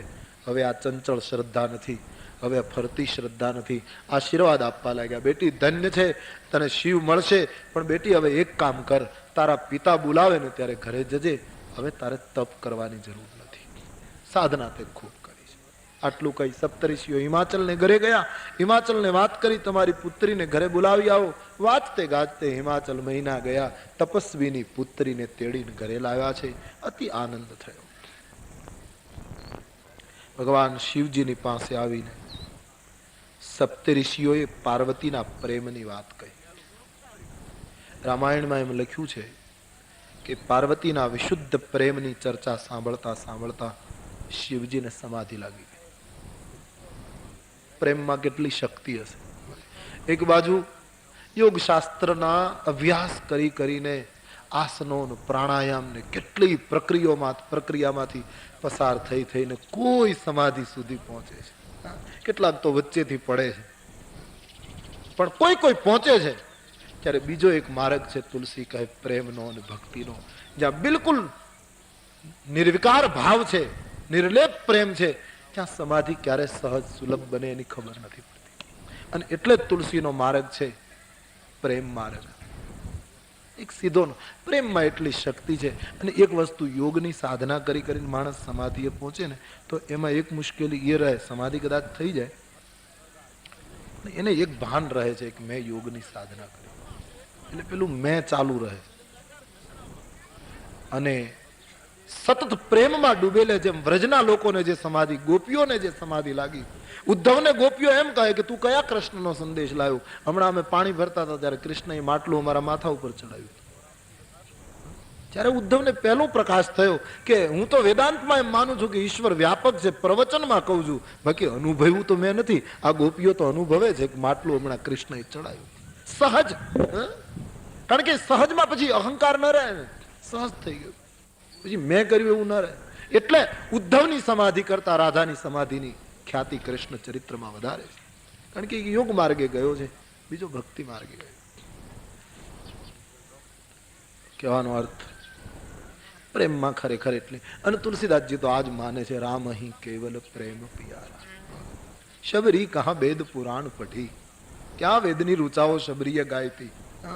વિચારીએ આમ ગળગળા અવાજે કહ્યું દીધું કે કેહી વિધિ સ્તુતિ કરો તું મારી. સ્તુતિ નહોતી આવડતી, પ્રાર્થના નહોતી આવડતી, કયા શબ્દોમાં પ્રાર્થના કરું. અને છતાં રામ એને ઘરે એવી રીતે બેઠા કે જાણે સીતાજીનો ગોતવા જ નથી નીકળ્યો. નહીતર જે વૃક્ષોને પૂછીને રામ રડતા હતા એ રામ પલાઠી વાળીને બેસી ગયા. જાણે ઘરે આવ્યા અયોધ્યામાં, કૌશલ્યામાં બેઠી હોય ને એની સામે દીકરો બેઠો એમ બેસી ગયા. શબરીના પ્રસંગ પછી રામજી સીતાની તલાશ માટે ઉત્સુક હોય એવું ચાતુર્માસ પૂરા થયા પછી દેખાયું. વચ્ચેના પ્રસંગમાં સીતા માટે રામ નીકળ્યા હોય એવું દેખાતું જ નથી, બધું ભૂલાઈ ગયું. શાંતિથી બેસી ગયા. કહેવાનો અર્થ શબરી કહા વેદ પુરાણ પઢી. આપણે ગઈકાલે ચર્ચા કરતા હતા, પાંડિત્યની જરૂર નથી, પ્રેમની જરૂર છે.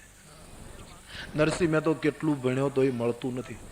કરીબ ઘણા વર્ષો થયા ને નરસિંહ મહેતા, એનું ભણતર કેટલું છે એમ બહુ ચોક્કસ આંકડો મળતો નથી. છતાં એનો સાક્ષાત્કાર એક વાર નહીં અનેક વખત, એમાં તો કોઈથી નાદ નહીં પડે. આ સૌરાષ્ટ્રની ધૂળ તો એના માટે ગૌરવ લઈ શકે. એક જ ભક્ત નીકળ્યો છે. ઘણા ભક્તોના ચરિત્રો છે, પણ સૌરાષ્ટ્રના ભક્તમાં નરસૈયો આગળ છે. કોઈને એકાદ વખત દર્શન થયા છે, કોઈનું એકાદ કામ કર્યું છે, પણ આ માણસની કીર્તાલમાં કંઈક એવો અવાજ હતો કે બ્રહ્મ ઉભો થયા વગર રહી શક્યો. કેટલા કામ કર્યા આ પુરુષના. દીકરાને પરણાવવો હોય તો પ્રભુ આવે, દીકરીનું મોસાળું પૂરવું હોય પ્રભુ આવે, બાપનું શ્રાદ્ધ કરવું હોય, કોઈ પણ પ્રસંગ. કેટલી શરણાગતિ હશે આ માણસની. જેમ બાળકની બધી વ્યવસ્થા માં કરે એમ નરસૈયાની બધી વ્યવસ્થા કૃષ્ણએ કરી. જ્યારે જ્યારે પુકાર્યો આવીને ઉભો રહ્યો. અને બહુ વિલંબ થાય ન આવે ત્યારે વાત એક જ કરે કે તું ન આવે તો મારું મૃત્યુ થાય, મારો પ્રસંગ બગડે, મારી બદનામી થાય. આની સાથે મને કંઈ લેવા દેવા નથી. બદનામી તો લોકો આપતા જ આવ્યા છે, નરસિંહ મહેતો કહે, પણ તું નહીં આવે ને તો મને ચિંતા એ છે, કાલ તારું કોઈ ભજન નહીં કરે, તારું કોઈ નામ નહીં લે, લોકો એમ કહે છે આટલું બધું કૃષ્ણ કૃષ્ણ નરસૈયો કરતો હતો તો એ કૃષ્ણ ના આવ્યો. જ્યારે સંસારી લોકો તો તરત જ તને ફેંકી દેશે. તારી ભક્તિને કલંક લાગશે, માટે તારે આવવું છે. અને જ્યારે બોલાયો ત્યારે કૃષ્ણ નરસૈયા માટે ભક્ત નરસિંહ જ્યાં નેહમાં નાચ્યો અને સંપદા પામ્યો જ્યાં સુદામો. બે પુરુષો એ તો આ ધરતીને પાવન કરી દીધી. એક અયાચક સુદામો અને એક ભક્તરાજ નરસિંહ. ક્યાં ભણ્યો હતો એ માણસ? પણ આજ બધા જાણે છે એના કાવ્યો ઉપર લોકો પીએચડી થાય. ક્યાં ભણવા ગયો? એના કાવ્યો ઉપર મહાનિબંધો લગાય. ગંગા સતી ક્યાં ભણવા ગઈ હતી? એના ઉપર વિદ્વાનોને ચર્ચા કરવી પડે છે, વિદ્વાનોને લખવું પડે, એના ઉપર સંશોધન કરવું પડે. ક્યાં ભણી હતી ગામડાની એક ગંગા સતી? રામ હી કેવલ પ્રેમ પ્યાર. પ્રેમ જ્યાં પ્રધાન છે પછી શું કહેવાનું? તો કહેવાનો અર્થ ભવાનીના પ્રેમની ગાથા સાંભળતા સાંભળતા શિવજી સમાધિસ્થ થઈ ગયા. સપ્તર્ષિઓ વિદાય થયા, શિવજી સમાધિમાં. અને જેવા શિવ સમાધિસ્થ થયા, તુલસીદાસજીના મત પ્રમાણે તારકાસુર નામનો એક રાક્ષસ ધરતી ઉપર ઉત્પન્ન થયો. અને આ તારકાસુર દૈવી સમાજને, દેવતાઓને બધાને પરેશાન કરવા લાગ્યો. દેવતાઓએ બ્રહ્માજીને પ્રાર્થના કરી કે મહારાજ આ રાક્ષસનું મૃત્યુ કઈ રીતે થાય? બોલે એક જ રીતે એનું મૃત્યુ થાય, શંકરજી પરણે અને એમને ઘરે પુત્રનો જન્મ થાય તો જ તારકાસુર મળે. બોલે મહારાજ આ તો કેટલું કઠિન છે. શંકરજી તો સાધનામાં બેઠા છે ને એ કઈ પરણે, એ તો મહાન ત્યાગી છે. બોલે એક કામ કરો દેવતાઓ, તમે એની સમાધિ તોડાવો તો પરણાવવાની જવાબદારી હું ગમે તે રીતે સમજાવીને પરણાવી દઈશ, પણ તોડવાનું કામ તમે કરો, જોડવાનું કામ હું કરીશ. બ્રહ્માજીએ સૂચના, કોઈ પણ હિસાબે તમે સમાધિ તોડો. જ્યારે કોઈની સમાધિ તોડવી હોય તો દેવતાઓને ઘણું અનુકૂળ રહેતું હતું. દેવતાઓની પ્રવૃત્તિ જ આ કોઈનું ભજન તોડવું. ઊંચ નિવાસ, તુલસીદાસજી બડી આલોચના રામાયણમાં કરે છે દેવતાઓ. ઊંચ નિવાસ નીચ કરતું હતી. દેવતાઓનું રહેવું ઊંચે, પણ કોઈ સાધના કરે ને એ દેવતાઓને બહુ ગમે નહીં. સાધન સંપન્ન દેવતાઓ, સમૃદ્ધશાળી દેવતાઓ, કોઈ ભજન કરે તેને ફાવે નહીં. ત્યાગની આગળ સંગ્રહ કેટલો કાયર દેખાય છે. તપસ્વીની આગળ સમ્રાટો કેટલા નાના દેખાય છે. એનું જીવતું દ્રષ્ટાંત ઇન્દ્ર. હિમાલયની ગુફામાં કોઈ સંત તપ કરતો હોય તો આપણે ત્યાં કહેવાય ને આસન ડોલે ઇન્દ્ર.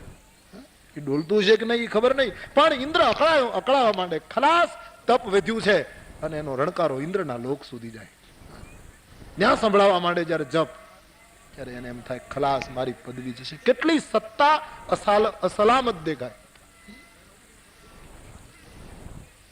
તમામ દેવતાઓએ તૈયારી. જ્યારે જ્યારે કોઈનું ભજન વધે છે, ભરતજી રામને મળવા જતા હતા તો વિક્ષેપ નાખવાના ઓછા પ્રયાસો દેવતાઓએ નથી કર્યા. એ તો બૃહસ્પતિએ દેવતાઓને ટીકા કરી ત્યારે ભરતને પગે લાગતા થયા. નહીતર ભરત રામ સુધી પહોંચવા ન જોઈએ, અને પૂરી કોશિશ. જીવ સાધના કરતો કરતો પ્રભુ સુધી પહોંચે નહીં, એટલા માટે ઇન્દ્રિયોના દ્વાર ઉપર બેઠેલો દેવ માનવીના તપને તોડવાની પૂરી કોશિશ કરે છે. સાધનામાં દેવતાઓ આસુરી તત્વો વિક્ષેપ કરે એમ નહીં, દૈવી તત્વો પર વિક્ષેપ કરે. સાધના કરનારા જાણે જે ખૂબ સાધના કરે છે એની સાધનામાં દૈવી તત્વો પણ અવરોધક સાબિત થાય છે. એ બંનેમાંથી બહાર. પાપ જેમ અવરોધક છે એમ પુણ્ય પણ અવરોધક છે.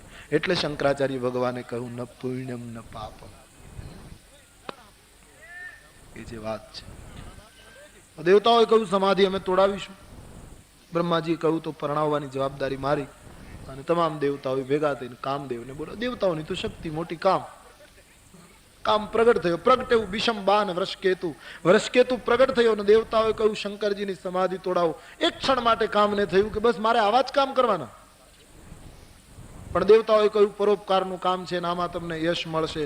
આટલા દેવતાઓ જો બચી શકતા હોય તો તમારે આટલો ભોગ આપવો જોઈએ. કામદેવ તૈયાર થયો અને કુપિત કામદેવ પોતાના સમાજની સાથે જ્યાં ધરતી ઉપર પગ મૂકે, તુલસીદાસજીએ લખ્યું કે કામનું પહેલું પગલું ધરતી ઉપર પડ્યું ત્યાં સમાજમાં અસર. ક્ષણમાં મીટેવું સકલ શ્રુતિ સેતુ. વેદના સેતુઓ તૂટવા લાગ્યા. કામના પ્રથમ પગલે રામનું પહેલું પગલું મુકાય ત્યાં સેતુ બંધાવા માંડે, અને કામ પહેલું પગલું મૂકે ત્યાં શ્રુતિ સેતુ તૂટવા માંડે. ક્ષણમાં મીટેવું સકલ શ્રુતિ સેતુ. વૈદિક મર્યાદા તૂટવા લાગી, વૈદિક પરંપરા તૂટવા લાગી. જ્યાં કુપાયમાન થઈ નગર સમાજને જ્યારે પોતાના વશ કરવા લાગ્યો, તુલસીદાસજી કહે જળચર થલચર બધામાં કામ વ્યાપ્યો, નભચર બધામાં કામ વ્યાપી ગયો, જળ ચેતન બધા કામમાં ડૂબવા લાગ્યા. નદીઓ તળાવમાં એકદમ સાગરમાં ભળવા લાગી, તળાવ તળાવડીઓ મળવા લાગ્યા, લતાઓ વિખલાવા લાગી, પોતપોતાનો સમય, સિદ્ધાંત, સ્થાન બધું જ ચૂકી અને જગત આખું ભોગમય બન્યું. અબલા બિલો કગી પુરુષમય જગ પુરુષ સબ અબલામયમ દ્વિદંડ ભરી બ્રહ્માંડ ભીતર કામ કૃત કૌતુક અયમ ભય કામ બસ જોગીશ તાપસ પામરન કી કો કહે. મોટા મોટા યોગીઓ અને તપસ્વીઓ તુલસીદાસજી કહે કામ કોપાયમાન થયો ત્યારે કામને આધીન થઈ ગયા. તુલસીદાસજી બહુ સરસ લખે તો પછી પામરન કી કો કહે, પામરનું શું મારે ગણતરી કરવી. ભાઈ કામ બસ જોગીશ તાપસ, કામની તાકાત કેટલી. શૌભરી જેવા મહાપુરુષો, શ્રંગી જેવા ઋષિ, જેને ખબર જ નહોતી કે જગતમાં સ્ત્રી જેવું કઈ હોય, એને એમ જ માનતો હતો પુરુષ જ જગતમાં હોય, સ્ત્રી જેવું કઈ હોય. શ્રંગી મોહ્યો, ઋષિ યારી શ્રંગી યારી મોહા નારી, નારીમાં ફસાયા. પરાશર વાદળાને સૂર્યને ઢાંકી દીધી સાધના કર્યા પછી, પણ મત્સ્ય ગંધામાં પ્રગટેલા કામને ઢાંકી ન શક્યા. કેટલું કઠિન. એટલે તુલસીદાસજી પ્રયાસો છોડી દે. તુલસીદાસજી કહે યહ ગુણ સાધન તે નહીં હોય, એ તો તુમરી કૃપા પાવ કોઈ કોઈ.